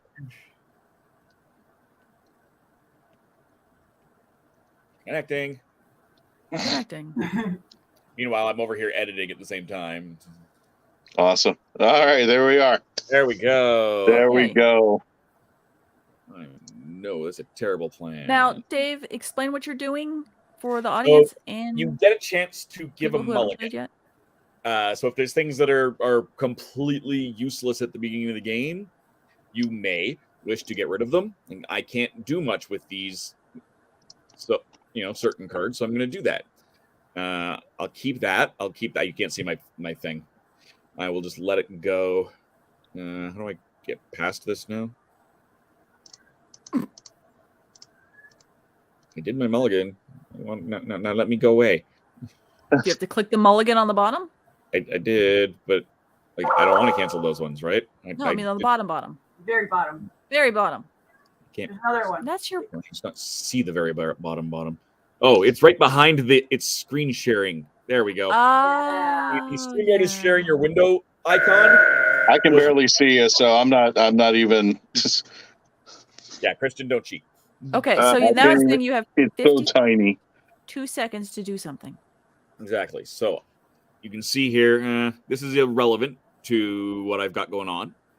I can't cast those, so I'm just going to pass my first turn. All right, and he my will turn. React to my having passed the first turn. Actually, does get to play stuff. So on the board, you have 5 channels. So each one of those channels means that particular card is going to fight or do some action to the other card that's being put down. Yes. And you have the ability to just keep passing and going, I don't know. Pretty much. He's going to attack me now. Because I notice on the top right, it'll tell you how many phases you have. And one of them, I guess, is a planning phase. Kind of a, hey, this is what I'm thinking about doing. And then you could react, which we saw the first time we ever played. Sometimes Christian just didn't react. So it was like bluffing each time. For now, and just you can see here that I've got more stuff now. Like I've got more Tron energy, which is good. I'm going to come over here and put a creature down, which costs 5. Oh, hi. And so you're there. So you put a Triceratops down. Yep. That was from an episode of Doctor Who, and it's going after some pig-looking gentleman that's not an Ugnaught, but also from Doctor Who. That's funny. Ow. And it hit it, and it made it go away. Yep. I have no energy, so I will just end that turn. Okay, so Jack Phillips is in, and he asks, I'm downloading the game now. Should I get a mainline or public test realm? You cannot get into the public test realm without a founder's token. Yeah, without the founder's token. So mainline. None of us have here either. So Christian technically Christian does. Christian technically does. Christian does, because somehow, by the grace of God, he beat one of the actual developers of this game when we were first showing it to our audience, and he won what was called a founder's token.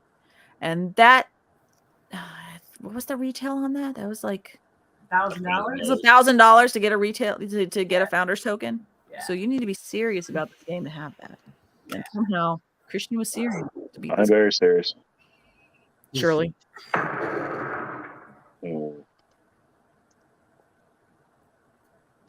Okay, so what's going on? Triceratops. Oh, so the Triceratops tried to beat a Dalek, and it looked like it just enough power to do it. Okay, and it looked like it hit a wall. Damage. You'll notice now that the Dalek has one remaining damage that it can take.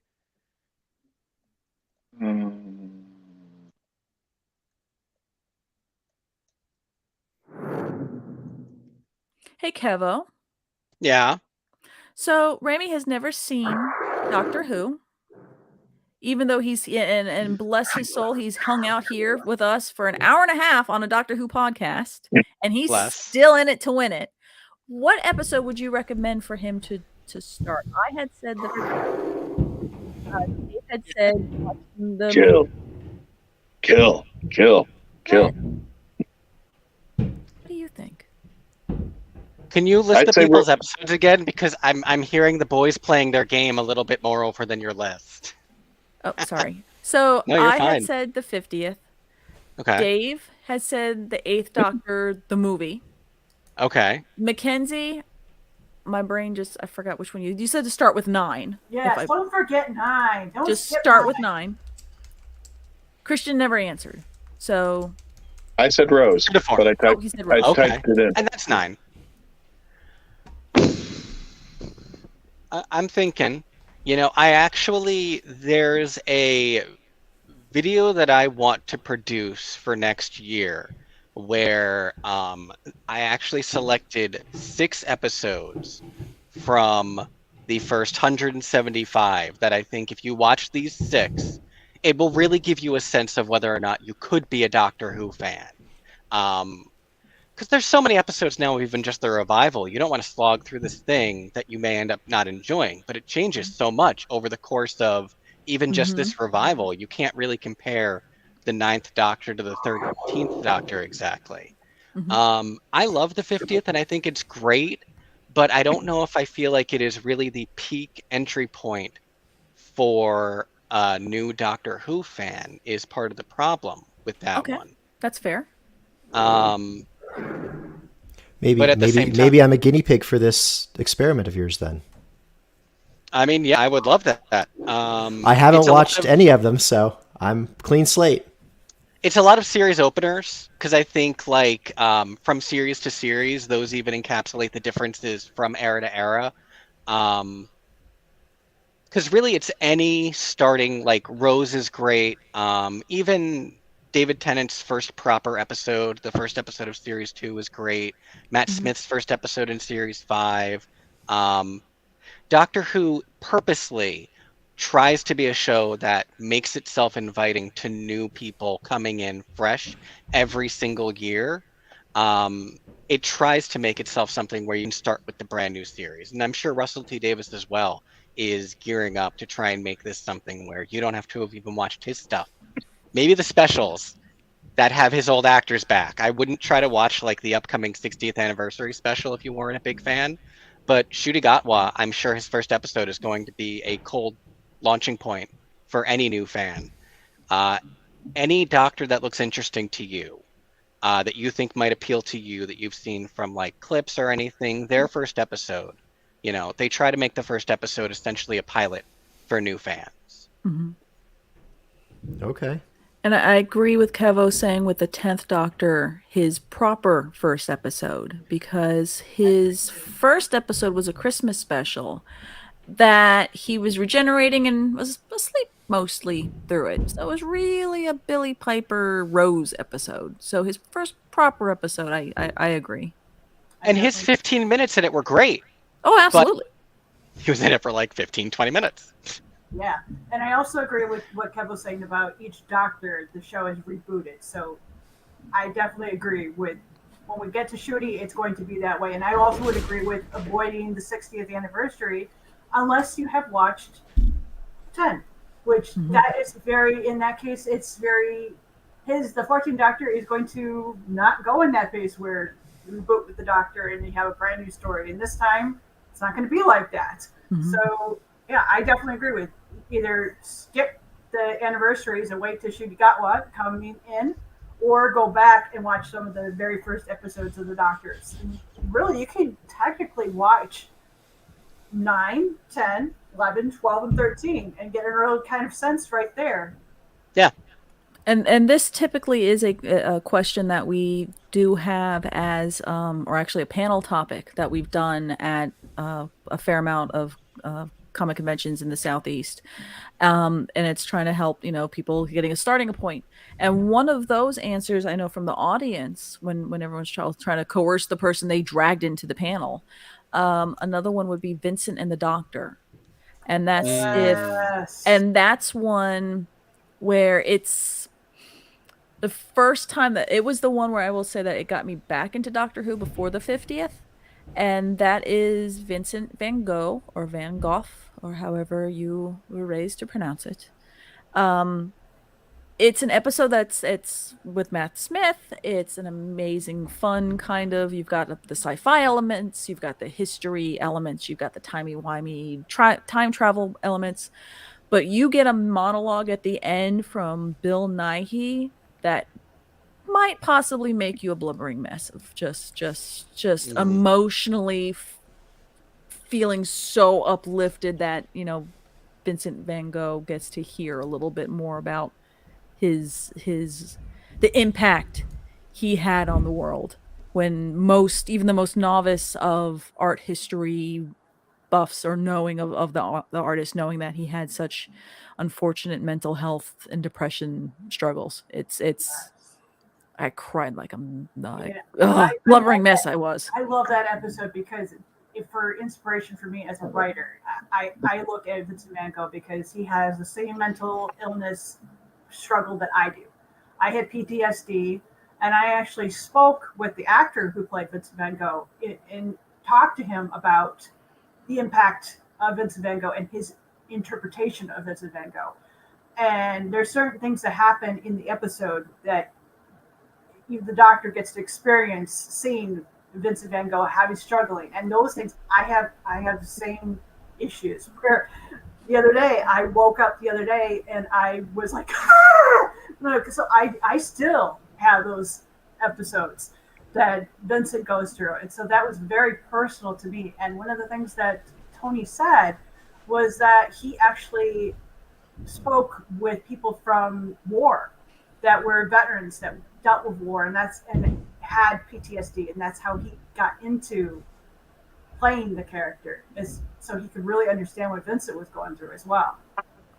Now I know that it's pretty late now, so I'm sure Rami, you might need to get scooting. Yeah, I've been summoned to the house to help with. We've got remodeling construction going on inside. And there's something that they're waiting for me to be able to do. So just before he leaves, just one more time, I would like everyone to know again. Follow the Dad Batch podcast wherever you listen to your podcast. This group of guys, you can listen to Rami and Steven and Joe, John, and Brian. Right now, again, they are doing the Chrome Tono giveaway. Again, benefiting the National Down Syndrome Society.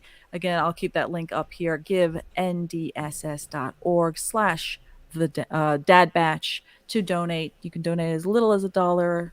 For an amazing charity, and you get one chance to win one heck of a prize. So again, thank you so very much, Rami, for sticking in and hanging out with us here at the Legend of the Traveling TARDIS. It was awesome. And you're always welcome back at any point to talk cosplay or anything whatsoever. Yeah, thank you for having me, and I really appreciate the opportunity to promote what we're doing with the campaign here. It's a great cause, and we're just completely humbled by the amount of support that we've seen so far from it, and we're going to keep pushing through Friday to get that as much money for NDSS as we can. So thanks again, and it sounds like I've got some homework to do. Yeah, and also before you leave, I left in the other chat. There's a link to my Discord that's So when you get your cards and you want to start playing, want somebody to play with without having to go into get brutalized by somebody who knows this game really well, join my Discord. Yep. Sounds good. We'll get you those copy cards that right to now. Right. That's awesome. Thank you so much. Yep. You're very welcome. Right. Thanks again, everyone. Great talking to you. We'll talk soon. Thank you again. Happy holidays. Thanks. Bye. And Andrew, to answer your question, can I make ice cream in it? Probably not, because it has become the Chrome Tono. Let's see. Let me go back here. Let me get rid of that. Banners. Okay, that was again. Andrew, I don't know if you had seen the Chrome Tono giveaway. Is basically my friends Rami and Steven were able to come over here from the Dad Batch podcast, which is a Star Wars podcast from 5 cosplayers that do the Bad Batch. Amazing group of guys, and that they were doing something very fantastic for the holiday season, really. In the Chrome Tono, which again, yeah, it's an ice cream maker, they have put so many different little fun things in there where it's like a TARDIS, it's bigger on the inside. It's a pair of, I think it's size 12 Wrecker cosplay boots. It is the Hunter from the Bad Batch helmet, the one that the cosplayer John, who does Hunter, he used that particular helmet to get into to have the CRL done for the 501st for that particular one. There's so many things that they've donated, made. There's a Lumiluster, which can chrome up anything. There's just go onto the dadbatch.com or dadbatchpod.com. My brain's not working at the moment, but I'm trying to vamp up. But yeah, go check them out. They're absolutely amazing podcast. Give them a listen. As well as everybody else here that you already, you better already follow. I hope, love, pray that you already follow everybody else here. But yeah, again, I'm glad that they were able to come on, and we're playing the game now. And I know that we're not really doing a normal episode, so yeah, we've been commercial free. We're just having fun, hanging out, and watching Dave and Christian play as I just talk over everything. Duke it out. I can't do anything because Christian is about to win. What? Oh, she's so mad. Also, I think I'm coming up, but that's okay. That's why Christian was dancing. Yeah. Because I'm doing 2 things at once, so No, that's fine. I'm down for a ride. I'm just gonna do the same thing. Same thing? Yeah. Okay. So everyone can see it. No point in not. Raising funds for a good cause, good work. Absolutely. And that they are going to be at Celebration London. So if you happen to be going to the Star Wars to Celebration next year around Easter time, I know the gentlemen, they're going to be there cosplaying. I know I'm going. So, ta-da. Let's see. It's when you can convert to... It's when you can get a convert to Doctor Who. Well, we'll try. We shall try. Hopefully we shall succeed, especially now that Mort was going to throw both Rami and Steven some Mort was going to be on the show, too. Oh. I don't know if he's come up or not, but I think he said he was going to be on the show. I haven't seen him jump in the background in the green room, but that could have been something where he probably was going to jump in, didn't see the game going, and probably figured, okay, well, jump in when the game's going. We'll see. We hope. But what on earth? Okay, so do you guys have specific decks that you're using? I haven't built one. I'm still using a standard starter deck. Okay. I don't know if have they even set it up that you can do that yet? I don't actually know. I think, if I'm not mistaken, the founders tokens can. I don't know. They're still developing a lot of things, but 2023 everything is going to change. I know that for a fact. Okay. And I think, if I'm not mistaken, Ian said that they were having, I think it's next week, they're going to have another YouTube discussion talking about the release of new stuff. Yeah. And how things are progressing. So, go figure. As Andrew says, I think judging by the Disney Plus post likes already getting a lot more attention for the show. It freaks me out that I keep seeing Disney page posts for, like, when the outfit was announced for Doctor Who and I needed to find a post for my husband to see it. I was like, I'm just going directly to Disney because I know they'll have it up, and they did. Yeah. It's crazy. Love it. It's bizarre that it's going to be on Disney Plus, but okay. I mean, at least it keeps me having to only keep one, subscription service, and I have to start going, It's genuinely one of my top streaming services. So, like, good. Just add more things to it. Give me more reasons. Absolutely agree. Jack Phillips says, my computer sounds like it's going to explode. What? Take the game now. It's probably from all the gaming stuff that's going on. Do that. Shoot. That's probably what Christian sounds like. No. What's funny is Christian realizing that you're on your phone playing, and yet it looks like you're in a brighter room. And I know you're in this. Okay, because I'm like, it's like your room's brighter. I'm like, wait a minute, but I see the curtain. I know it's the same room. Well, where the phone's at, it's closer to the lamp, so that's probably why. I guess. Well, I don't have access to the StreamYard, so if you want, you can show people all the Christmas stuff. I was going to show them in the file, and some of it is the current Hallsmats okay. stuff, if you'd like. So, or they can watch us taking each other on, whichever. Okay, so I can go through Hallmat. So Hallmat is short for Holiday Matsuri, which is a show, a 2-day show, 3-day show at 3-day show. 3-day show in Orlando. That was just this past weekend, I believe. Yes. So Christian went down. I don't know how many days. I went for 1 day. I just off the cuff, I said, I'll just go to Hallsmat on Sunday, and a lot of friends were like, "Yeah, okay," and they took care of me. They brought me in, and I got some good pictures. Quite a few people have said that the Hallsmats pictures that I've taken recently with this one is some of the best stuff that I've taken. So I'm like, okay. Wednesday. I'll take your word for it. Wednesday and things.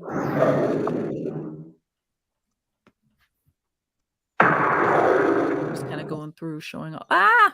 Wait. Good. Is that Hallmat, or is that at Hallmat, or is that you? The Guardians of Gallifrey. They actually had a tree, and they put the doctors around it. And I just put my TARDIS right next to it, took a picture, and quite a few people like that. So I was like, okay. Which is funny because it kind of almost feels a little bit to scale. Not perfectly, but just a little. Bahu Doris, indeed. I was thinking that. Thinking like, this reminds me of How the Grinch Stole Christmas. It's all the Who. It's Who's. It's all the Who. It's the Whoville. I'm gonna get booed probably, and I don't care at all. Especially with Russell T Davies back and us entering the Disney sphere. I would love a Doctor Who musical special. Not even starry. I would be fun with that. I mean, I love the hell out of Buffy the Vampire Slayer, and that when they did a musical one, I'm like, this works, and it was good. I don't know if you remember the spin-off of Buffy, Angel, when they did the puppet episode. And when I first saw it, I was like, this is odd. And then I just let it grow on me. Eventually, I love just kind concepts. That episode was hilarious, especially just one, the nose coming off. And two, when Spike saw Angel for the first time, and it was like, you're a bloody puppet. I wouldn't stop laughing. I got to admit, when I first saw it, I'm like, this is really odd. And it's just like, after it just started growing on me over time, it's like, you know what, whatever. I guess it's the thing. I'm good with that. And honestly, Doctor Who as a property could get away with just doing a really campy, kind of fun holiday musical. Absolutely could. Find a planet or a monster or something that where everyone just starts singing. Give me actual Whoville. A few years ago, I think it was even specifically one of the moments I can pinpoint for it was while I was sitting watching Rise of Skywalker. And I just said to myself, would I have enjoyed this when I was 8? Yes, I would have. then what am I making apologies for enjoying this for? And, you know, I feel that way about so many things. I just watched all the zombies movies from the Disney Channel. They're hilarious. They're so entertaining. People are so pretentious. Just enjoy things. Just stop. If you like dark things, then sure, go for it. But like, if you like musicals, if you like silly things, just like silly things. Who cares? Just have fun. Right? Going back in the chats a little bit, we've got Andrew Morris saying, given RTD got the BBC and HBO to co-produce his Dark Materials, it's no surprise he went to the biggest streaming company for Doctor Who. Not fair. By the way, many Marvel creators are huge Doctor Who and Star Trek fans. Trek is already taken, so that leaves the Doctor. Yeah. Yeah, I mean, that's Paramount Plus over here. I'm assuming it's the same thing in the UK. Let's see. I know where that is. Cool pick, Christian. I had to go back and forth. Sorry, guys. Is there a good beginner deck that you would recommend? Everyone's deck is different. I have destroyed people with this deck. I have died horribly on this deck. So, no. But I'm afraid to, because I don't want people kicking my butt, but I think I've figured out how to a good deck. You don't want... You want a good... Normally I would say get a unified deck. Like if you're going to do Silurians, do all Silurians. You're going to do Cybermen, do all Cybermen. Because they have certain things like the Medosian cards and stuff that kind of support each other. And I picked the Dalek deck. But you want also a good balance. You don't want, 15, 20, and all those guys. And then when you start playing, all you got is 4 Artreon points to play with. And you're looking at your deck like, I can't play with anything. And that's what I did as a mistake earlier in my time. It's like, oh, look, this is the big stuff. But then again, like, you don't get enough Artreon points. So you want to have lower characters. And some of them, like the ones I've got here, where, they do damage. So I was just showing the... So, like, here's an example. Like, I got the Telos thing, and that's supposed to help boost my Daleks up. And I've got Daleks, so... I'm such a Skyrim person. I thought you said Talos. Oh, I need help. Telos. Like, buy Talos. I'm like, oh, My wait, no, Talos. wrong property, Melanie. Pay Sorry. attention. Telly Savalas, got it. Yes. Yes, bald guy.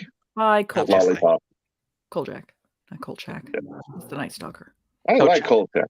Kolchak was awesome. I see showing the photos now of Keep the Han and Hanukkah. Yes. I'm not even looking at your photos. I'm sorry, I didn't even see what you were seeing. No. I see that one. The TARDIS. Believe it or not, that's the Disney Studios, of all places. Really? Yes. Oh, I see Elf. Mm-hmm. And I'm going to jump on with Christian there and say, deck. I also play a Dalek deck. In fact, that's the only deck that I can play where I don't get beat up. So I use a Dalek deck. So what I'm hearing here is Mackenzie's next up. No, I would love to. Well, she can't stream it though. It's a problem. With Jeff, so I jump out. I don't even know what's going on with my computer because it was working when I was playing with Zygon the other night, but I had like strip everything down. I like shut off all the program. I've even uninstalled a few programs, and it's still acting weird. Now I know that Morton and the team said that they were going to do some improvements to help work with StreamYard so we can do stuff like this, but unfortunately, for whatever reason, it's just not kicking in at the moment. Well, how about this, Christian? After my meeting, which it's supposed to be done around 10, if you're still up, jump in my Discord and we can try and see from my OBS, see what happens. We'll see. Windows 11. I will try, but I'll definitely take that as a rain check. I really do want to. I really do love this game and trying to get to it. Zygon kicked my butt the other night, Dave. It was just horrible. It's like I'm like, and I played, as you said, I played with this deck, and I got my butt handed to me. So I'm just like, okay, whatever. Just so that Christian hears it, since he's not seeing the screen. Andrew Morris says, well, good night, guys. Visiting my nieces for a pre-Christmas meetup in the morning. Thanks, guys, for all your time and work on this year is much appreciated. Have a lovely Christmas. Oh, we appreciate that. Thank you. Yeah. Yeah. Yeah, you too. Merry Christmas, friend. And on that note, I'm going to be jumping off so I can do my meeting. Absolutely. Yeah. I will probably if anybody might be still up and want, I will be either streaming this around a little bit after 10, or I will be doing Just watching things beat up each other. All right. Yeah, bye, Mackenzie. Bye. Flawless victory here. This is not good. Yeah, I'm absolutely toast here.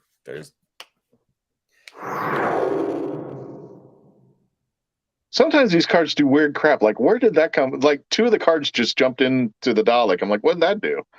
So, like, what the hell is going on?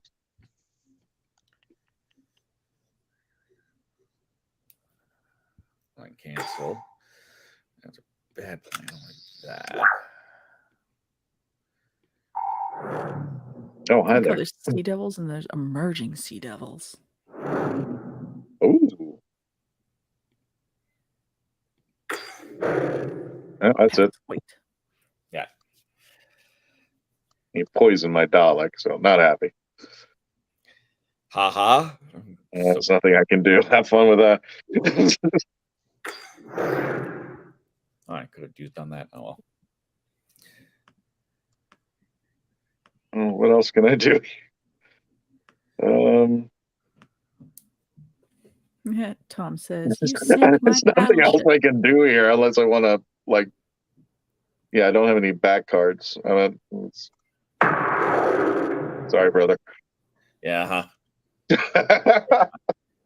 I got nothing. For the record, I got 2 creatures.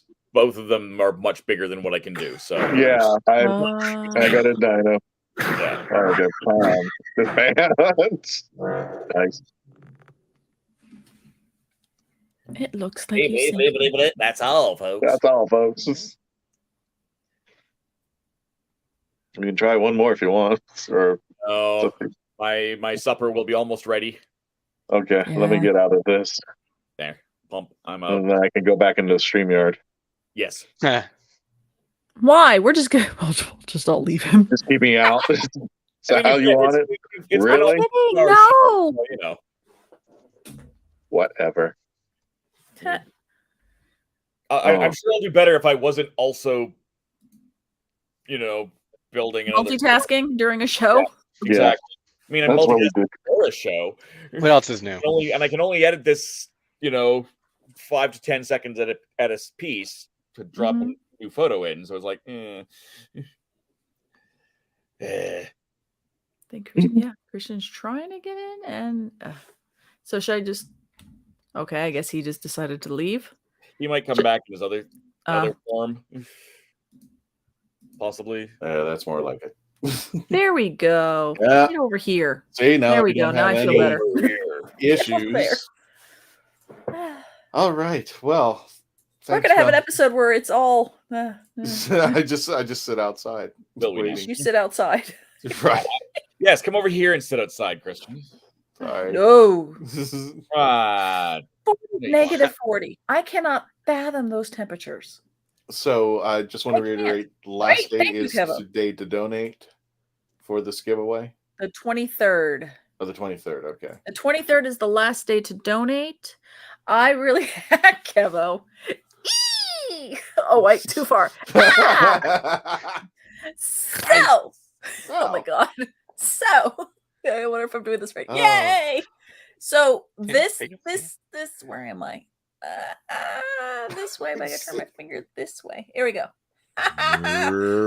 It's so sad, my life. Okay, so the Chrome Tono. Somebody take a thumbnail right now.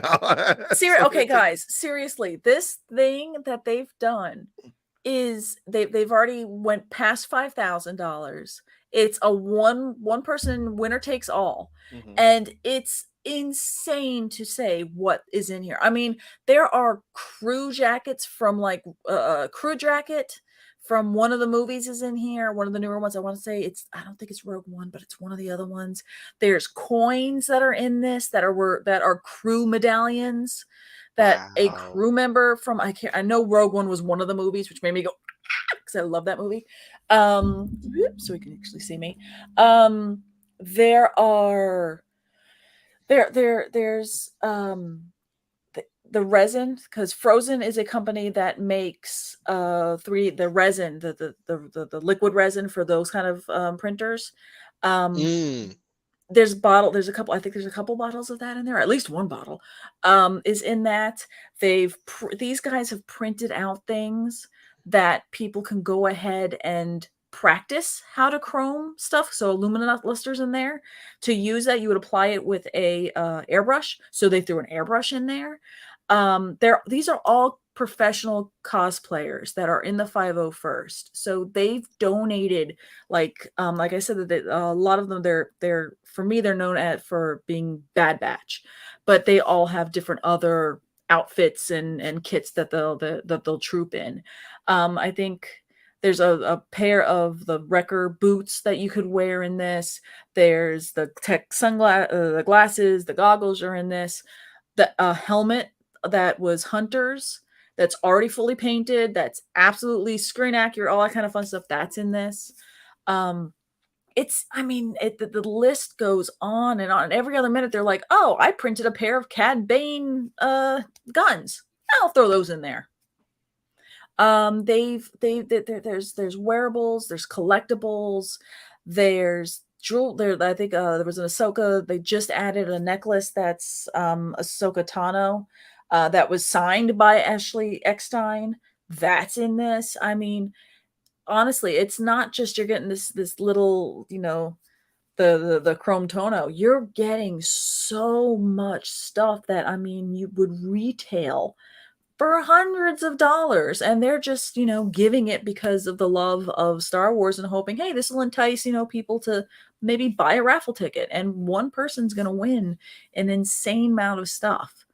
And I wish I had the list where I could go down, and I know that they've had their latest episode, they went through all the things that were in here that any Star Wars maker, any Star Wars fan, I mean, it's stuff that if heaven forbid I won this, I wouldn't know what to do with everything. I would probably start giving it away to most people because there's just so much things in this.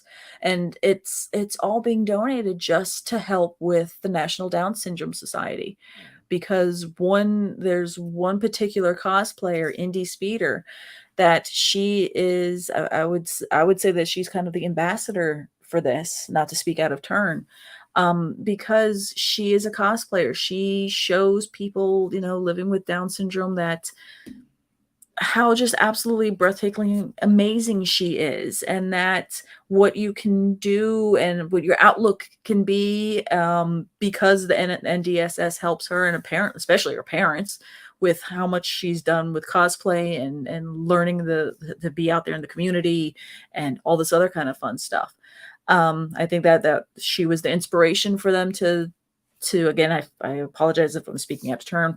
I think she was the inspiration to donate to this particular society for this one. But yeah, they're already well past 5,000. I think he said they were past 6,000 already. They're hoping for 10, but it's insane to know what's in this. So if you can donate, it's a great cause, giving it to to charity. It is through their link, give.ndss.org/dadbatch. It's tax deductible because you're giving it directly to the charity. So if that's an extra part that will help, ta-da. But yeah, I can't say enough about this particular, I want to keep pushing this for them, and they're a great podcast. They're a great bunch of guys. So if you like Star Wars and all that kind of fun stuff, give them a listen, subscribe to them, because I know they're definitely on Podbean or whatever. And it's the dadbatch.com, I believe. So I'll shush now. Ooh. back over here. Your neck anymore. Thank you. Oh my goodness, thank you. No, thank you, and I want to thank everybody from our Star Wars podcasts over there. Check them out. I got to see them on Instagram with you the other night. They were like, yeah, we're going to be on this show. I'm like, hey. Yeah, they're on Instagram. So if you go onto the dadbatch.com, you can see where you can click through and see. Oh, I think actually I could find. I know where I think we're trying to wrap up, but I'll just kind of quickly show you the level of their cosplay because I tried to get a photo and I didn't. I didn't have the original picture, or maybe I can find it. Hang on a second here. Oh yeah, I can pull. I think it's on Facebook. Hang on a second. Go ahead and pull up. I want to share something. So Steven was all the way on the left-hand side. That's his Wrecker, and Raimi is the fourth one in. That's his Echo. All right, fine, folks. I'm out of here. If you join back to us on Christmas Day at o'clock, there will be an episode that I am in the process of building, appropriate for basically just sitting in the background. There'll be some greetings from some of our cast members, hopefully some of our guests, a very special surprise from Simon Fisher Becker that'll pop up about every half hour in this episode. Yay. I'm hoping that it will be a couple of hours long of mostly background. Like I said, it's not going to be a big talky episode. It is very much a Yule log type in the background. Pictures, lots of music, and some cool fun stuff. So stop in, join us on Christmas Day. Give us some extra streaming hours, times, and all that. Other than that, Christmas, Happy New Year, Happy Hanukkah, because that is actually a thing right at this exact moment. Yep. Kwanzaa, Festivus, pick a thing. Happy holidays. Happy holidays. Yule. So, solstice in very short time. Happy birthday to me. And when's your birthday?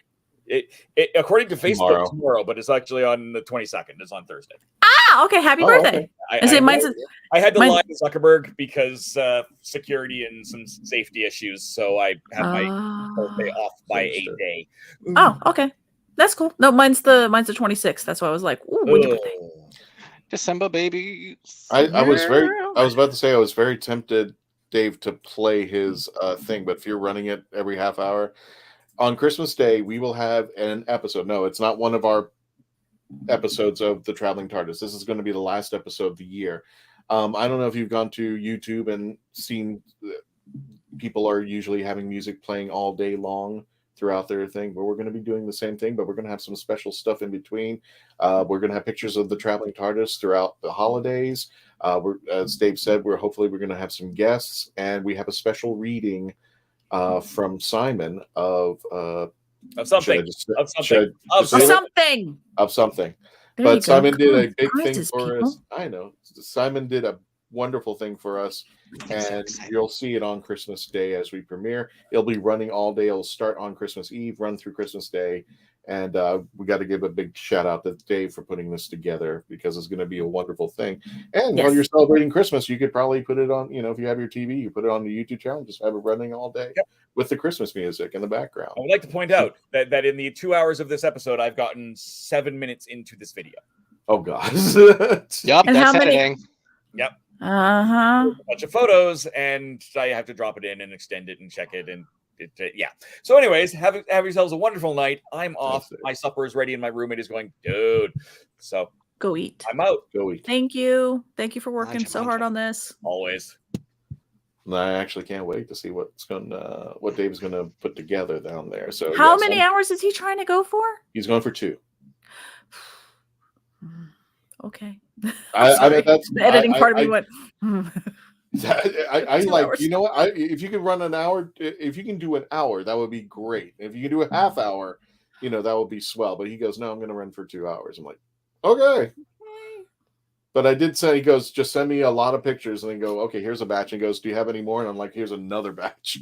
So he's got a ton of pictures to choose from down there. Oh, nice. Wow, we're already at 8 o'clock. We're at 8 o'clock. We are. Yeah, it took me we an have hour done just it. to get, sorted, and apparently I'm not sorted yet. So you could not get into this show for the live. That's why I was like, well, no. What would happen is, I got into the show. I load up the reality engine. I would get into the backstage, but then I would try to load in the the share screen, yeah. and it kept kicking me back out. Were you Yeah. on Wi-Fi or hardwired in? This computer should be hardwired. Oh, okay. I'm I going just to thought it check was always. again. I assumed it was Wi-Fi. I just kept blaming No, Wi-Fi. it should be Sorry. hardwired. I don't know what happened, because the last time we did the Worlds Apart, I had to do everything. I stripped everything down, got rid of anything that was running in the back, took everything down, and it was okay. It wasn't great, but I was able to play with Zygon. He kicked my butt twice. But we were still able to run it, but still, it was like delaying and stuff. Who was Zygon? How did they get into your room? No, he's I don't know his real name, but he's one of the guys from Worlds Apart. I just said, Oh! I wanted to do a test run from Worlds, and Worlds Apart just happened to realize I was running, and he goes, "No, I'll play with you." And next thing I know, my rear end was being handed to me. Because that's where you weren't playing, and I know Dave was just in that. How is this person get hacked into my private? Yeah, I'm sure chat? Worlds So we're Apart kind of jumped like, in, so maybe it's somebody from Worlds Apart. it's a possibility. I was just like, okay, but it would like you said, we didn't even give away the password. It was in our private chat, and I was like, okay, give it to me. And then as soon as he goes TARDIS, I was like, okay, type it real fast before somebody else jumped in. I don't think anybody else is out there. No, just in the chat. Well, as usual, thank you folks so much. Appreciate everything you guys done.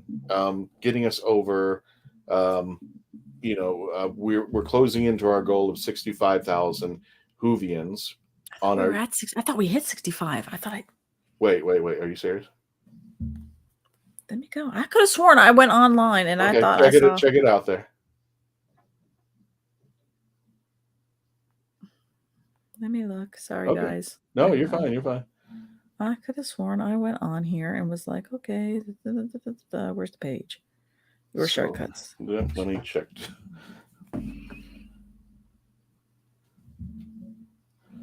Hold on. I can't read that. Mine says 60K. It says 60K likes, 65,000 followers on my phone. So I don't know if it rounded. There you go. Over there we go. 65,000. How did I say? Because I know it was wonderful. I was like, goal. I saw it this morning. I'm like, no, we hit 65. Okay, so we've hit our goal. Thank you very much before the end of the year. We also hit 2,500 on the YouTube channel. So if you haven't subscribed yet, go over right now and just youtube.com, Legend of the Traveling TARDIS. This is great down there. Don't forget to check out Husbands Talking More or Less. KEVO and Nico on their podcast. They're talking it's mostly Marvel, right? But there's other stuff as well. Yeah, we actually need to get back into our content. We've been focusing a lot more heavily on X's for Podcast, which is Nico's comic series. We actually just started our own weekly live show as well. We have a Sunday brunch every Sunday at 10 a.m. Where the X-Pack, the X's for Podcast team, talks about their titles. They've been doing the show in podcast form for years, and now I've started producing. I'm doing what you guys do. Wow, is it exhausting and frustrating, but a lot of fun. And so yeah, we have 4 under our belts now at Hubs Plus Network, and we're taking 2 weeks off for the holidays, and then January 8th we're coming right back, and every Sunday at 10 a.m. you can find us at Hubs Plus Network on YouTube. If you like Marvel comics, we discuss different comics every week. Nico also has a show about Daredevil, the comics. He and our co-creator of our comic series, Kid Riot, have been going over it's called Billy Club, and they've been going over Daredevil's history. So, we love Marvel, we love nerd stuff, and we're probably going to be doing a lot more me and Nico stuff coming up in 2023. So, yeah. Cool. Absolutely. Cool beans. Again, Husbands Talking More or Less. Check out their podcast out there. I'm pleased to announce we haven't put out the event page as of yet, because I just talked to him this past Sunday with Ben, but we are going to confirm that our first convention of 2023 will be Central Florida Comic Con on the 21st and the 22nd. We'll be representing Doctor Who, and I was warned, send in my damn panels tonight because they're putting the schedule together. So I will. You better. Yep. Yep. So Need help? that was a nice damn, by the way. It wasn't a mean. That was nice. That was a loving gesture. It was a loving gesture so that we can hell up. Yes.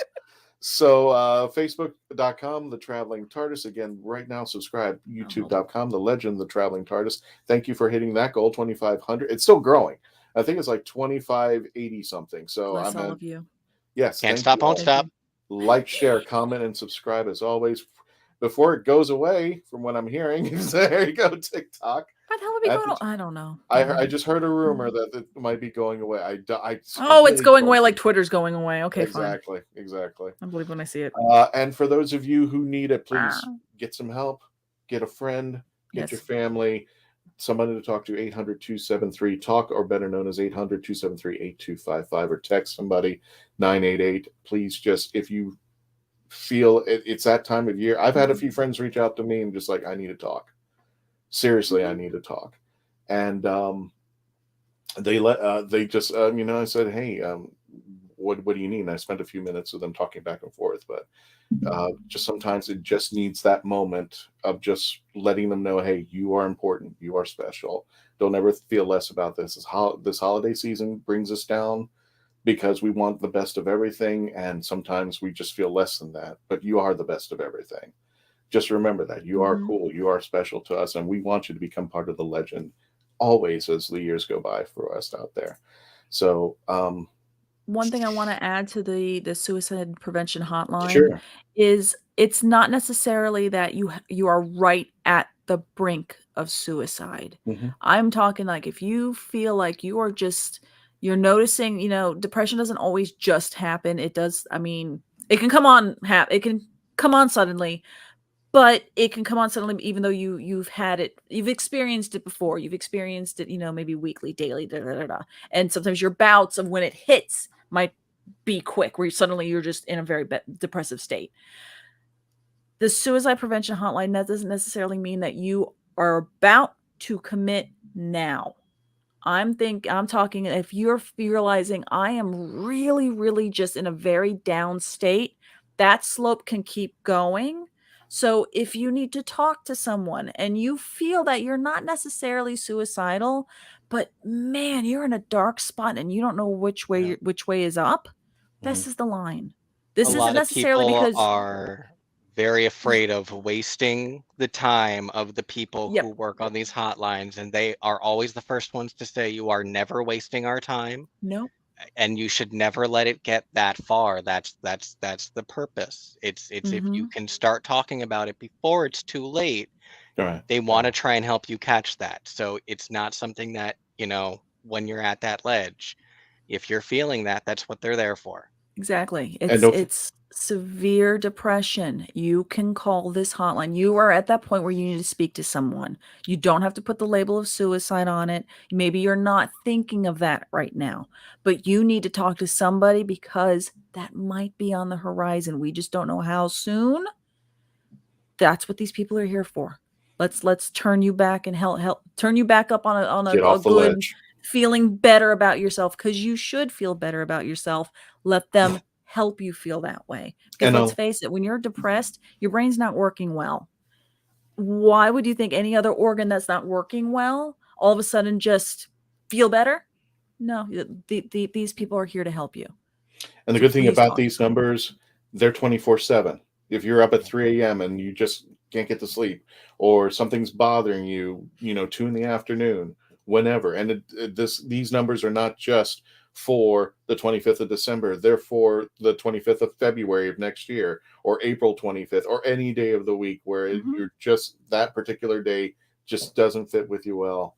Please reach out to somebody. And if it's not these numbers, get a family member, get a friend, just talk to somebody and try to get a handle back onto that moment that you might be losing on out there. Whew. Where are we? I'm sorry. I always break a moment up there. Oh, so I think we're wrapping up. I mean, I we think have we are, yeah. few people still. We have quite a few people still watching us at the 2 hour and 15 minute mark. Bless you all. But yeah, we're wrapping up for the end of the year. You know, I think we're about to push the button to say Yes, we are. And let it go into YouTube and you can keep catching up. And don't forget Christmas Eve. We were going to have our special Christmas episode that'll be playing all day. You can just run it in the background, just listen to it. According to from what Dave's putting together, there's going to be pictures of the Traveling TARDIS. All of us wishing everybody well. And what else am I going to do? Okay. And we just want to give you this present from all of us here for being with us for as long as you have, and to see you in next year, because there's going to be a lot of great stuff coming, and we are starting out already with one convention in January, and let's see what New Year holds. So from all of us here at the Legend of the Traveling TARDIS and Husbands Talking More or Less, and over on the Instagram with Pieces of Melee, thank you for joining us. Don't forget to say goodbye, and we will, as my friend says, see you next year. I got to push a button, so I've got half a heart up. Hold on. Boop. Do extra for you. And then I'll push the button. Oh, okay, gotcha. Well, oh God, this is gonna an hour. This is 2 gonna be an hours. hour. This is gonna be an hour. Happy holidays, everybody.